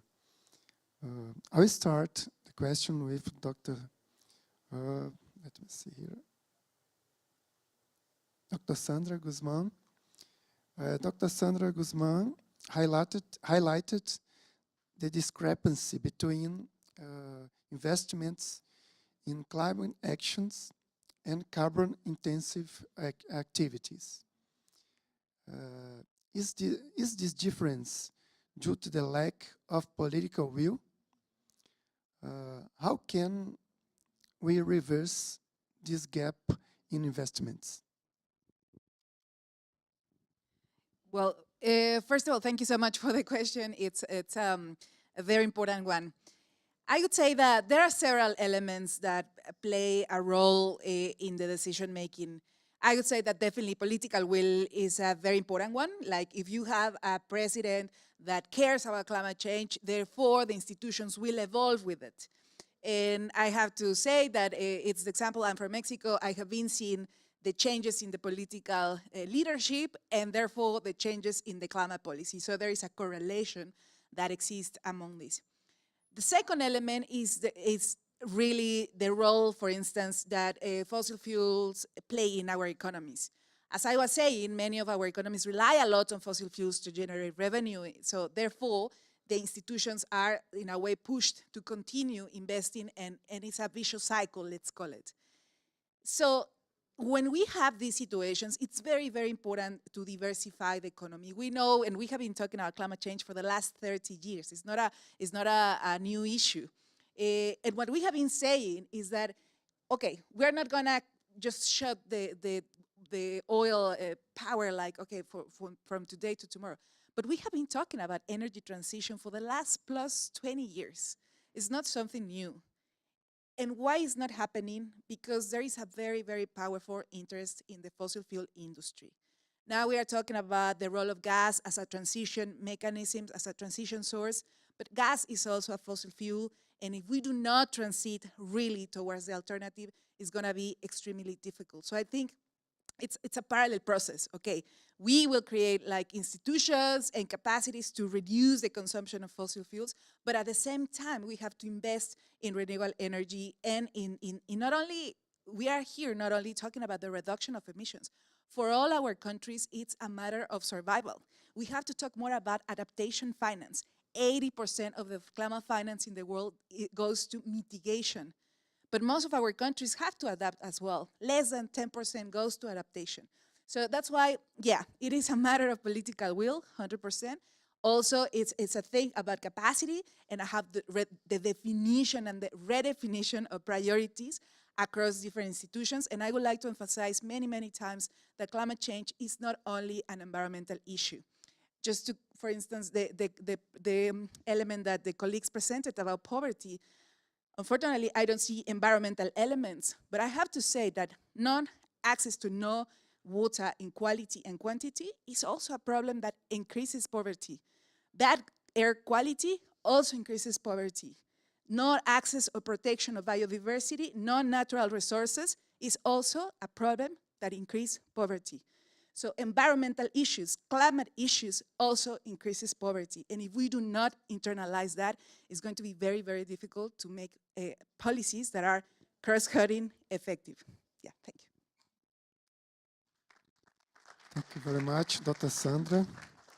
The next question, let me see if I can do both. Is for Dr. José Nabor and Dr. Alida.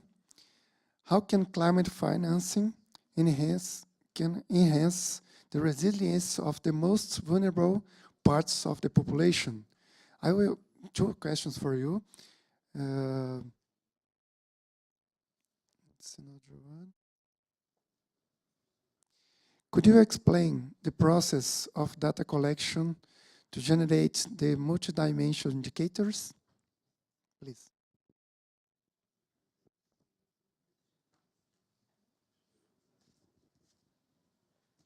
Muchas gracias por el par de preguntas. Responderé la primera y mi colega apoyará en la respuesta.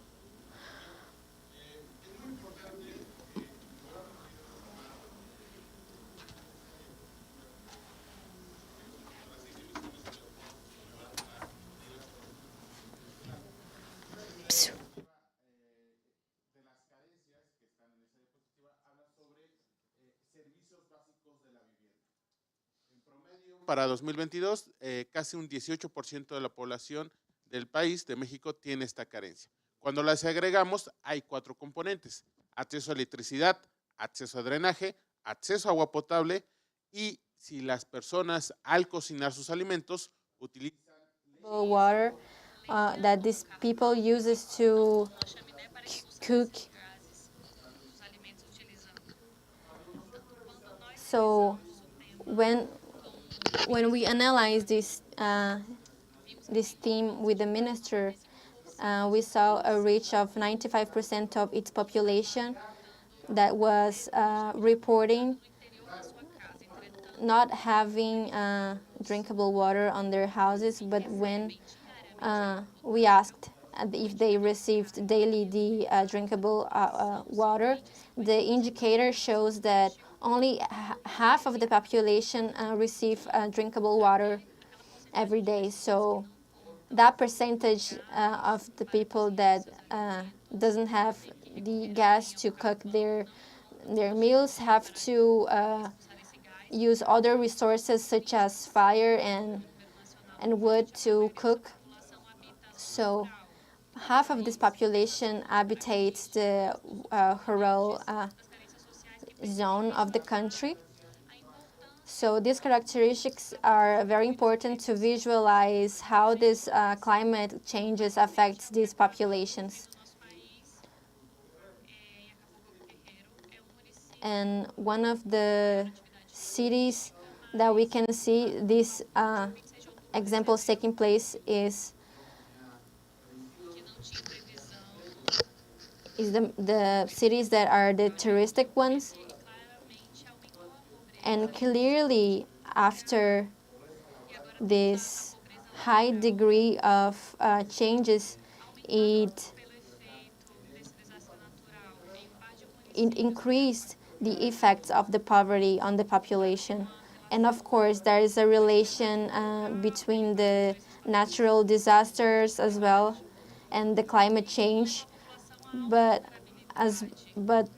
that also took the population in a higher vulnerable state, and they are now very exposed.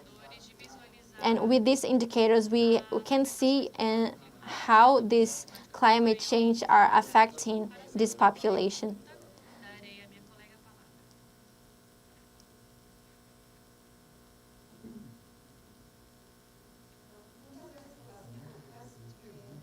Oh, thank you very much for your question. The development of the methodology is very important. The methodology that we have today in Mexico is, for the first matter, is to do the consult with specialists on the field to have a methodology, multi-dimensional methodology to meet this permanent agenda and to measure the poverty as well, because this is a process that is in constant change, and because of that we are always in case of the Mexico, for example, we are always creating reforms on how to see and recreate living states in a way that they have dignity, because previous projects were being met in a way that it wasn't satisfactory. So also how to operate and have a reliable source of data that we can reflect on the normatives and reflect with the council of our country to meet the social rights of these people and have the diagnosis of these issues, to measure as well as the rights of these people and measure Thank you so much, everything Dr. in a way Rodriguez. that we met this agenda in a Next more question sensitive for and reliable Dr. way. Joissa Dutra.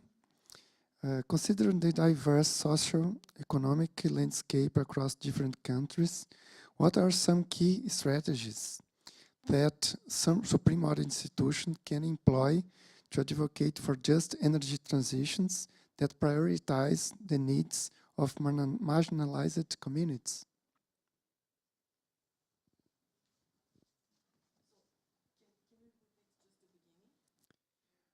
Considering the diverse socio-economic landscape across different countries, what are some key strategies that Supreme Audit institutions can employ to advocate just equitable energy transitions that prioritize the needs of marginalized communities?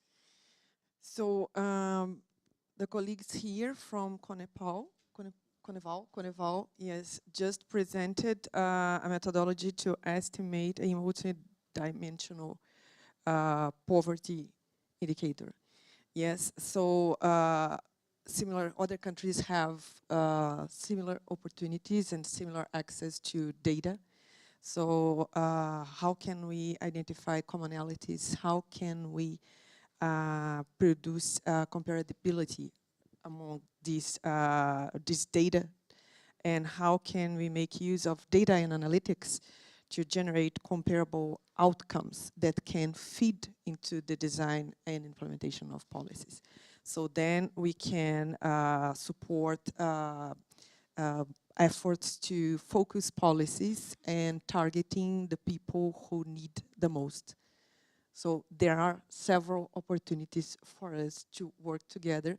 And the program that we have developed in our research center independently over the years illustrates how important and how feasible it is for countries, even emerging markets and developing economies, to engage in such efforts to illustrate and to help inform policymaking.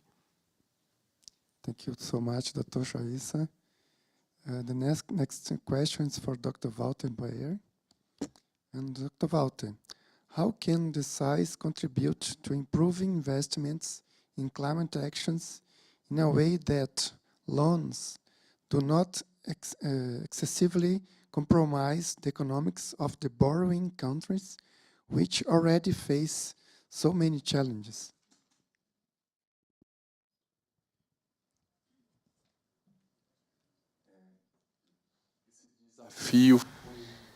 So, Né, pela minha antecessora, que efetivamente alertou boa parte do funding sobre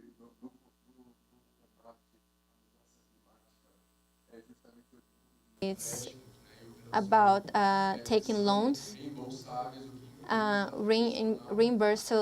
reimbursable funds to reduce the impact on the poverty on each country. So there's no magic way to develop an and gather these funds, but there is a margin of energetic concepts that we use. For example, my dear friend Jorge Arbacho have put in place for Latin America the climate change as an opportunity for development through the creation of green energy and sustainable energy, and the structure of generating this green energy.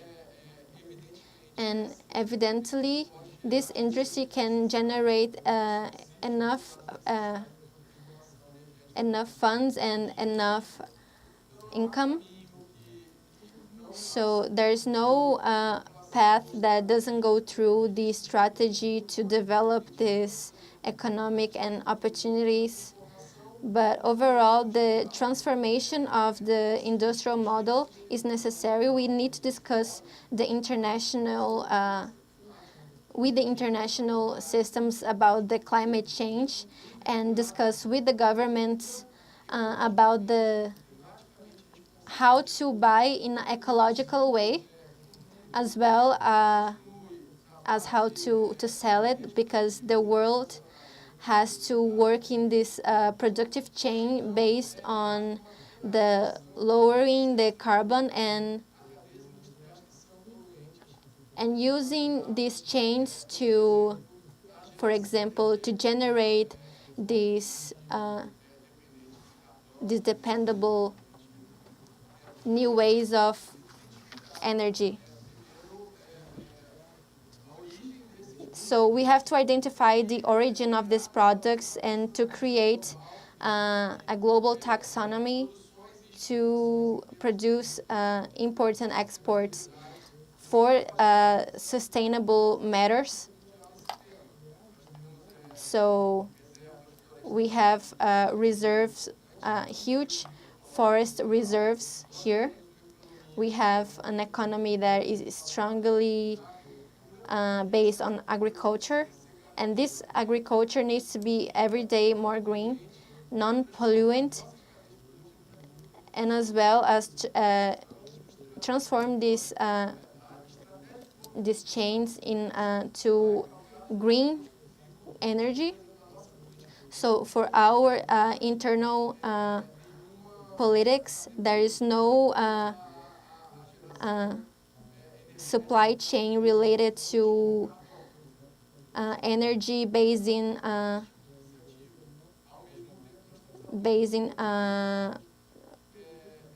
dirty energy. There is industries that we can reach for this approach on green energy to be more inclusive, and for us to be with a more reliable company for that matter.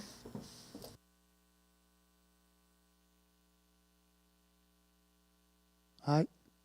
Okay, thank you. Thank you so much, Dr. Walter Baer. And now I'd like to thank you, all the participants, for the questions you have sent to the specialists. A lot of questions. I tried to consolidate some of them, and we are advanced on time. I will ask you to answer for a last question, for the same for all, and you spend no more than 2 minutes, because after you, we have the another speech. And so, for the other questions that we didn't have time to answer now, some specialists will be here during the meeting, but the topics will be discussed and we can use to improve our discussions during these 2 days here.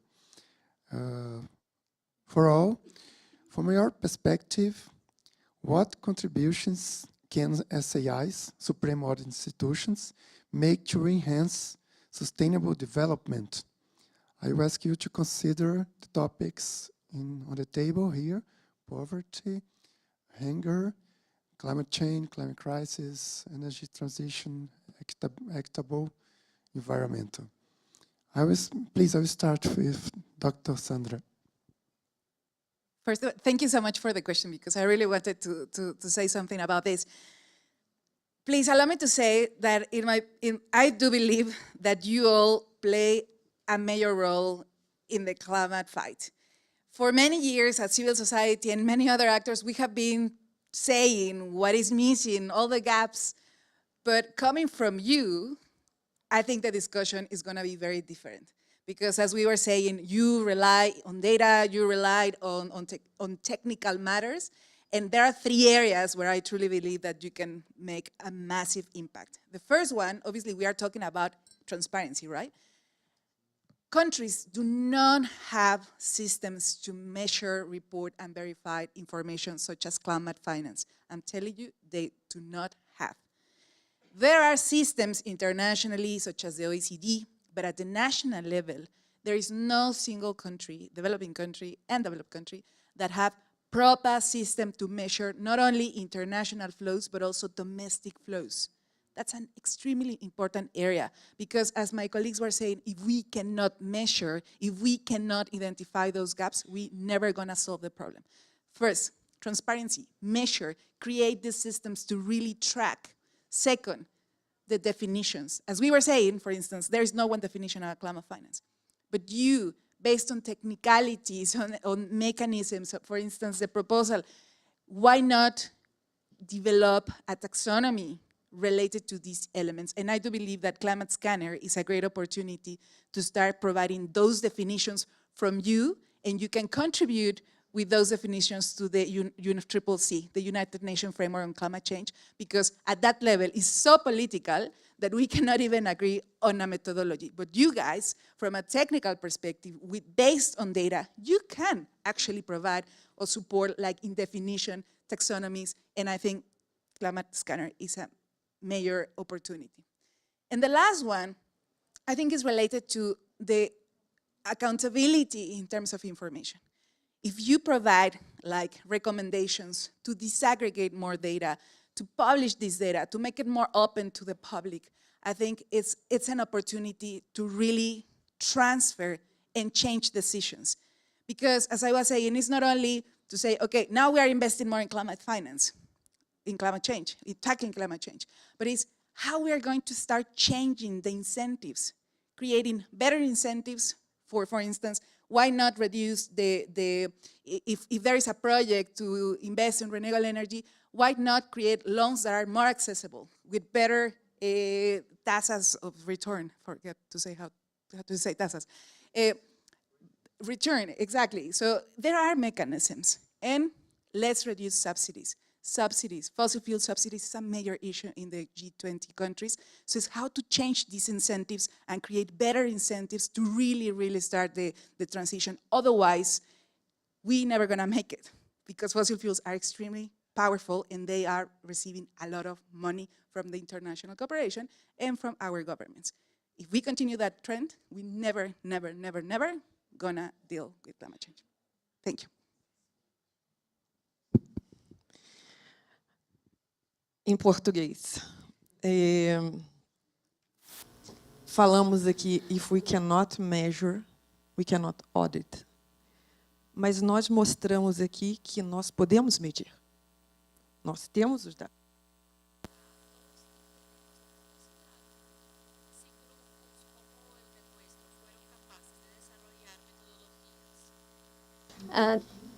Technologies and talk about them here.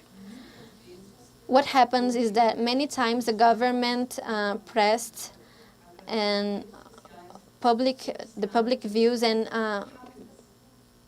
because of the social medias, they search for a fast answer. And in this sense, I believe that superior audit can develop a sustainable and more efficient policies to make this transition.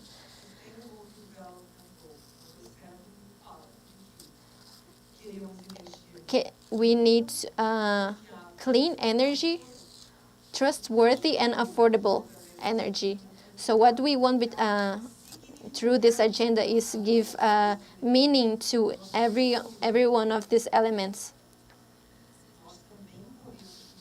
We can measure if this energy is trustworthy, if it is affordable. And we can measure for who that is affordable. And we put this, we even put an additional element, which is the platform of G20, that includes a platform that is inclusive and resilient, because the climate change are happening right now, and adaptation is a necessity to be met now. So you can see, mainly focusing on emerging countries and developing countries, how can we define which are the investments in resilience when we have access gaps that, for example, half of the Mexico civilization don't have access to water, drinkable water. So we can see that half of the population don't have access to basic human needs. So we need to meet these challenges where these people are doing investments that allow these people to access infrastructure to develop and grow, to meet this challenge every day. So these actions need to be made, but need to be audited, and also take responsibility on what they spent. But need to do the accountability when they are already doing the expanding on the population, on expanding on transport. So I can see by the experience that we have a fundamental role on spreading the information about the development on each country, about the social aspect and speech.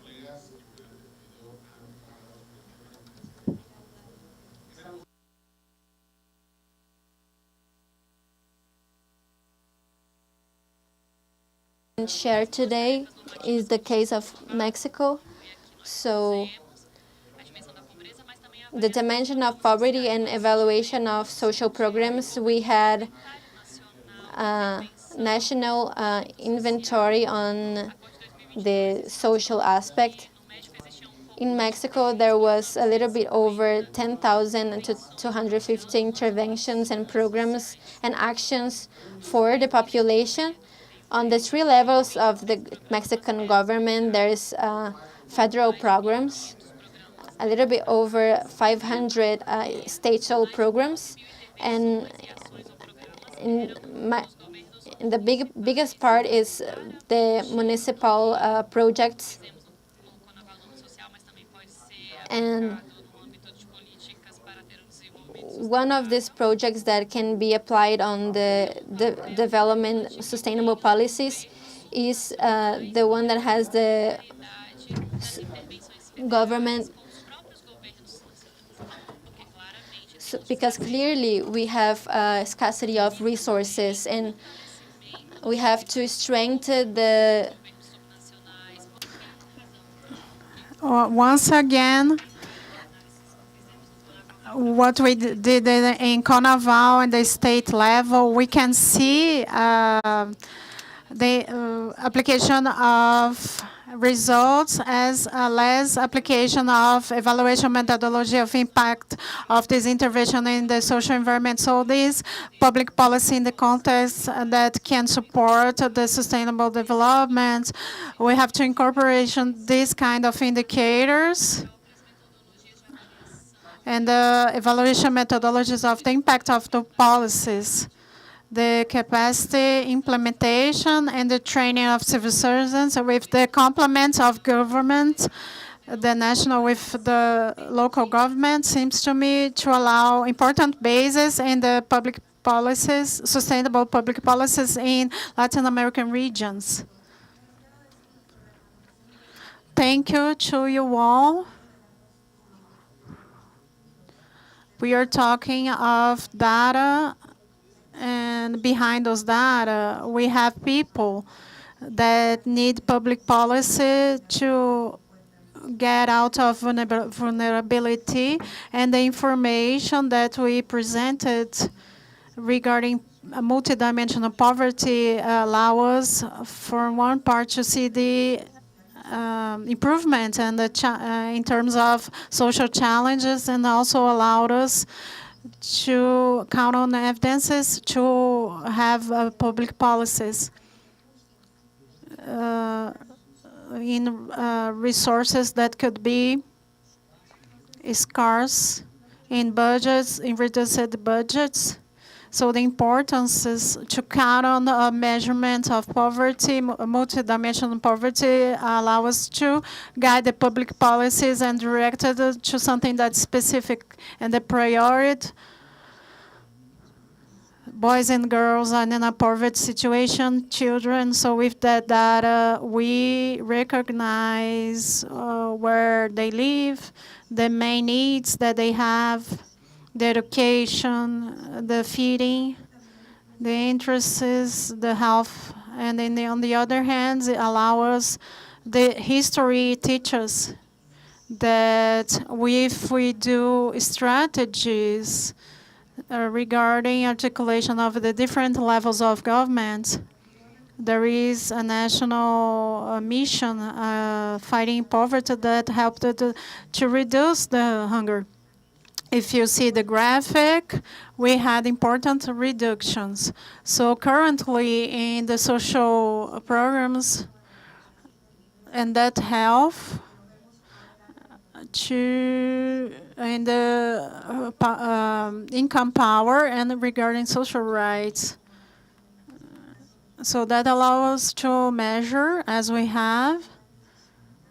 We always have challenges and opportunities. Mexico, since the competence environment to have that information given to other countries regarding the goal 1 of the SCG 1, all the dimensions in a way that we had this culture of discrimination, distribution of these informations, the capability and the challenges, counting on a source of information that can allow all the disseminated information to different groups of incorporation with more specificity to have support. In our case, one of the facts is to transcend from the minimal access to an effective access to the right, and not only to see the availability of order, but to see the quality of order. So in the sense that we are seeing that we have a work agenda to could see that. So always we have challenge and opportunity to keep working. Thank you very much. To conclude, I'm going to talk less than 2 minutes and try to be very very brief. Three pillars. The auditors are fundamental in the improvement of the results, and we have 3 fundamental pillars. The first one is to amplify the transparency. That's the role of the auditors, to leverage the respective governments to adopt best practices in terms of transparency. The second one is accountability.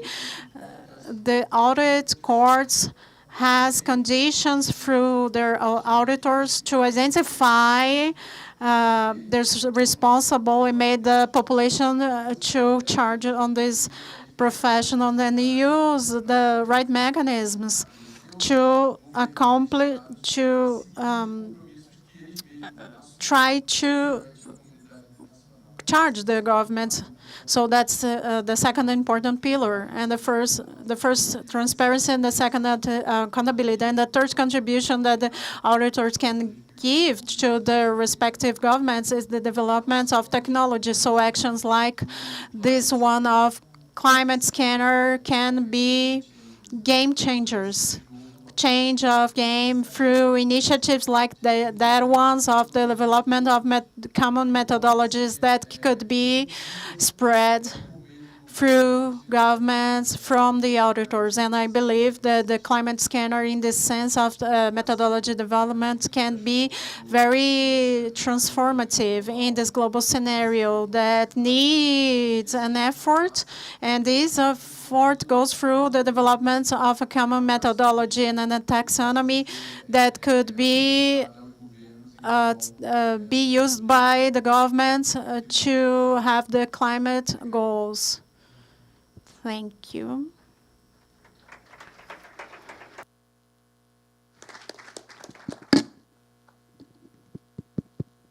Sorry, it's working. I want to thank you once more for your kindly Gostaria de agradecer novamente disposal to share with us your knowledge and the insights with wisdom. Be sure that it will help us to discuss and to prioritize our messages for the communique, to sensibilize G20 community for this very, very important problem that we face now related to poverty, hunger, climate change, energy transitions. And thank you for your advice and to recognize how important is our work. Our disposal to work together always continue. And one message you leave for us, very important, to be inclusive. Inclusiveness is the most important principle to reduce inequality and to have a better world for everyone. So I will ask again to give a big applause for our specialists. And thank you once again. I invite you to take a seat in the auditorium to have a next speech now. And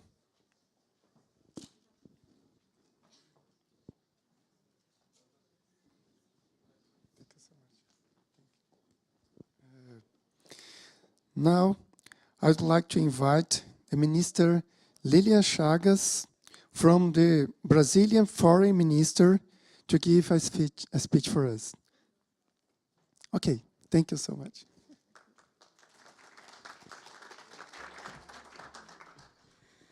Hello, good afternoon. My name is Lilian Chagas. I am Director for Climate at the Brazilian Ministry of Foreign Affairs.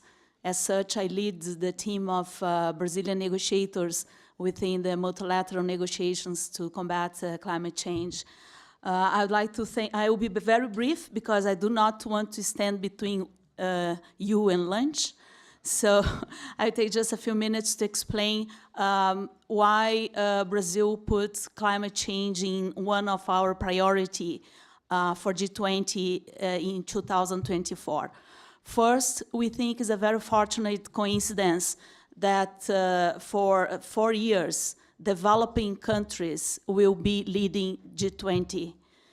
So it started in 2022 with Indonesia, and then 2023 with India. This year is Brazil in the presence of G20, and next year will be South Africa. This is a very good, unique opportunity to bring some issues that are of utmost importance to developing countries to the attention of the world, of the 20 most developed, most rich countries in the world. So the G20 in Brazil will have 3 main priorities, areas in which we wish, will intend, and will try hard to have some outcomes, important outcomes. One is the fight against hunger and poverty. The second one is the fight against climate change, especially to unlock the climate finance. And the third one, that was not mentioned up to now, is to reform the international financial institutions.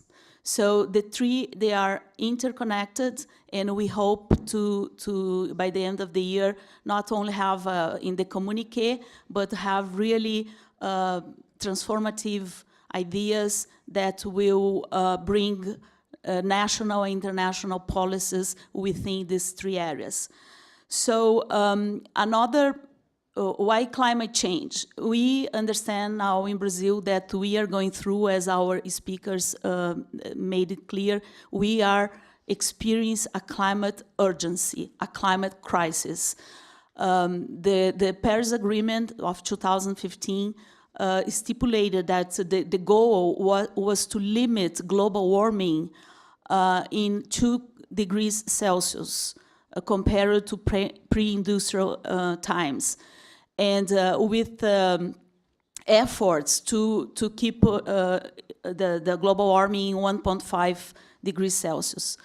Well, since then, 2015 to them, science has evolved. We have much more science, we have much more knowledge, much more data on the phenomena. And the data, the information, the analysis, they are not good. So the phenomenon is going much faster than expected.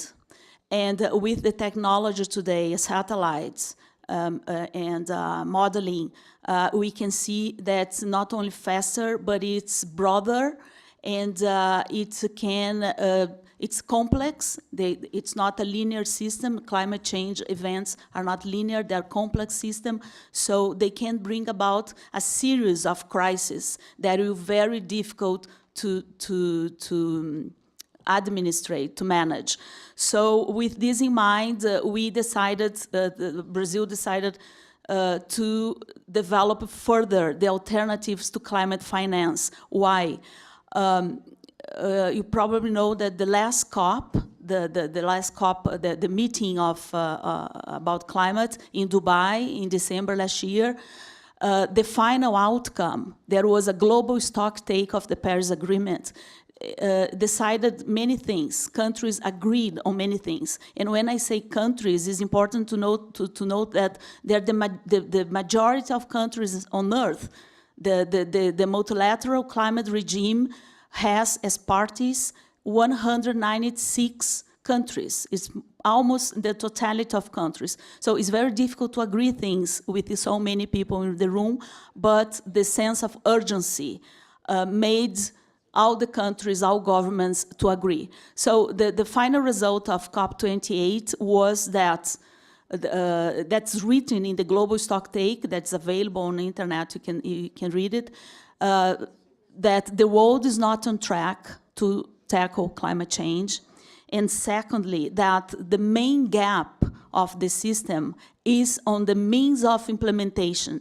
Means of implementation means 3 things. Finance, transfer of technology, and capacity building. So within the last 30 years, that it's the time that the multilateral climate regime is in place, we advanced in mitigation. Countries were effective or tried to be effective in reducing their emissions of green gases. But as collectively, as a group, as a world, we are not so efficient in putting in place what was needed to allow that everybody would do something. Everybody could have sound climate policies, could finance their energy transition, could finance their adaptation plans. So this third leg of the regime, it was lacking behind. This was accepted, was a common decision of United Nations COP on climate.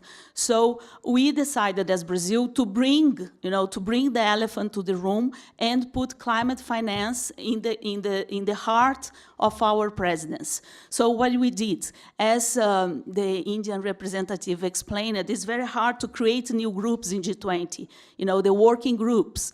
The totality of the members, they must accept. So it's a process. The governance in G20 is a process. So we didn't have time to build a new, to bring and try to have a consensus on a new group. So what the Brazilian presidents did, we created a task force.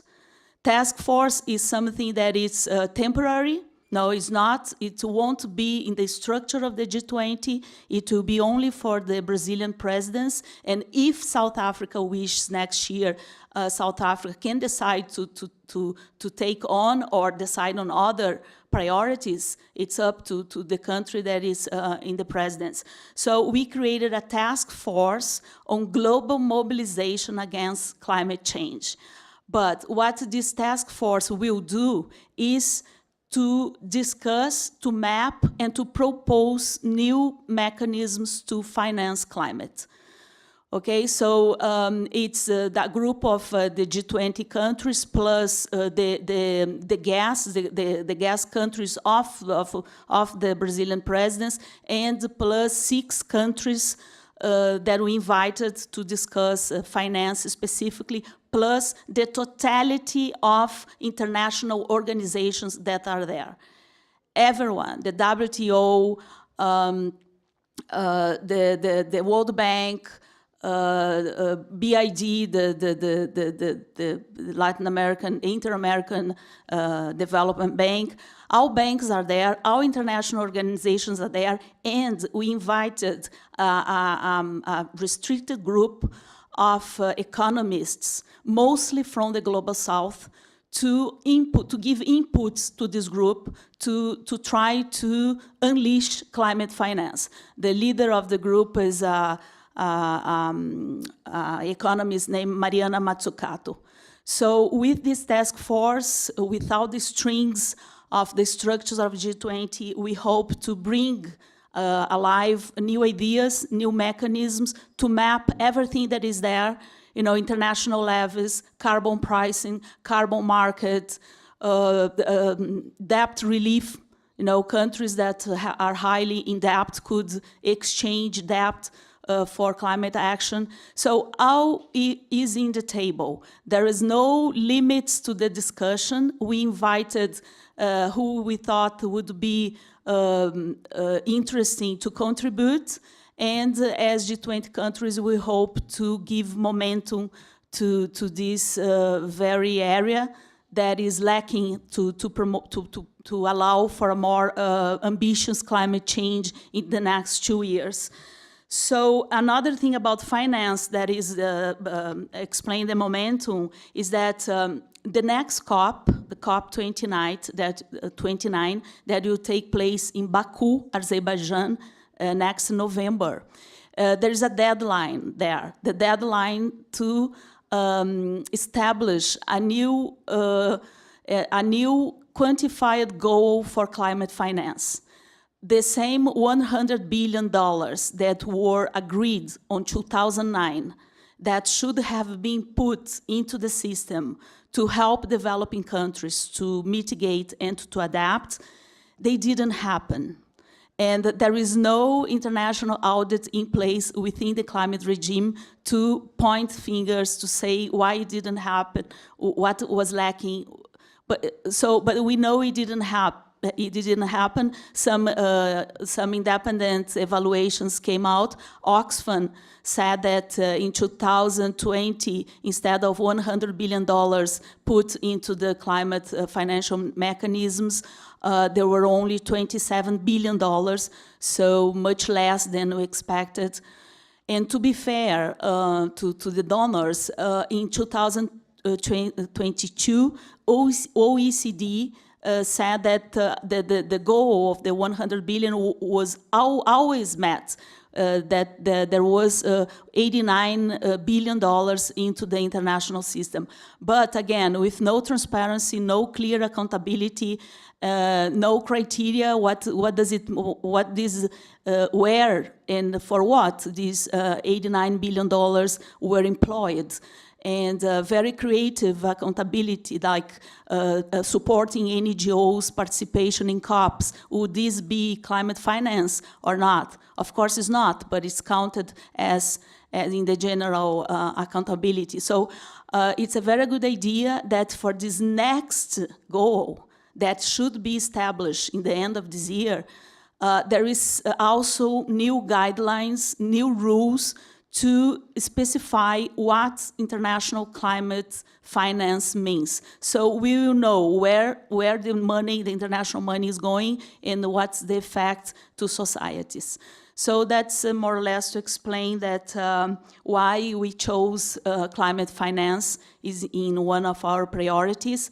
We also decided on a second group that is an initiative on bioeconomy. That is something that's very important for many, many countries that have large populations in forest areas. They need more stimulus to have a better way of living out of their natural resources. So with this task force on climate finance and an initiative on bioeconomy, and also this special group on poverty and hunger, Brazil's hopes to bring light to these important areas and bring about more bold policies.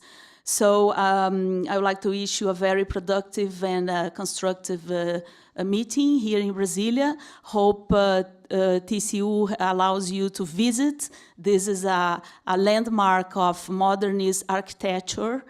There is a new city, 63 years old, and it's all planned and built by modernist Brazilian architects. And so hope you have some time to visit our modernist capital and enjoy your time here. Thank you very much.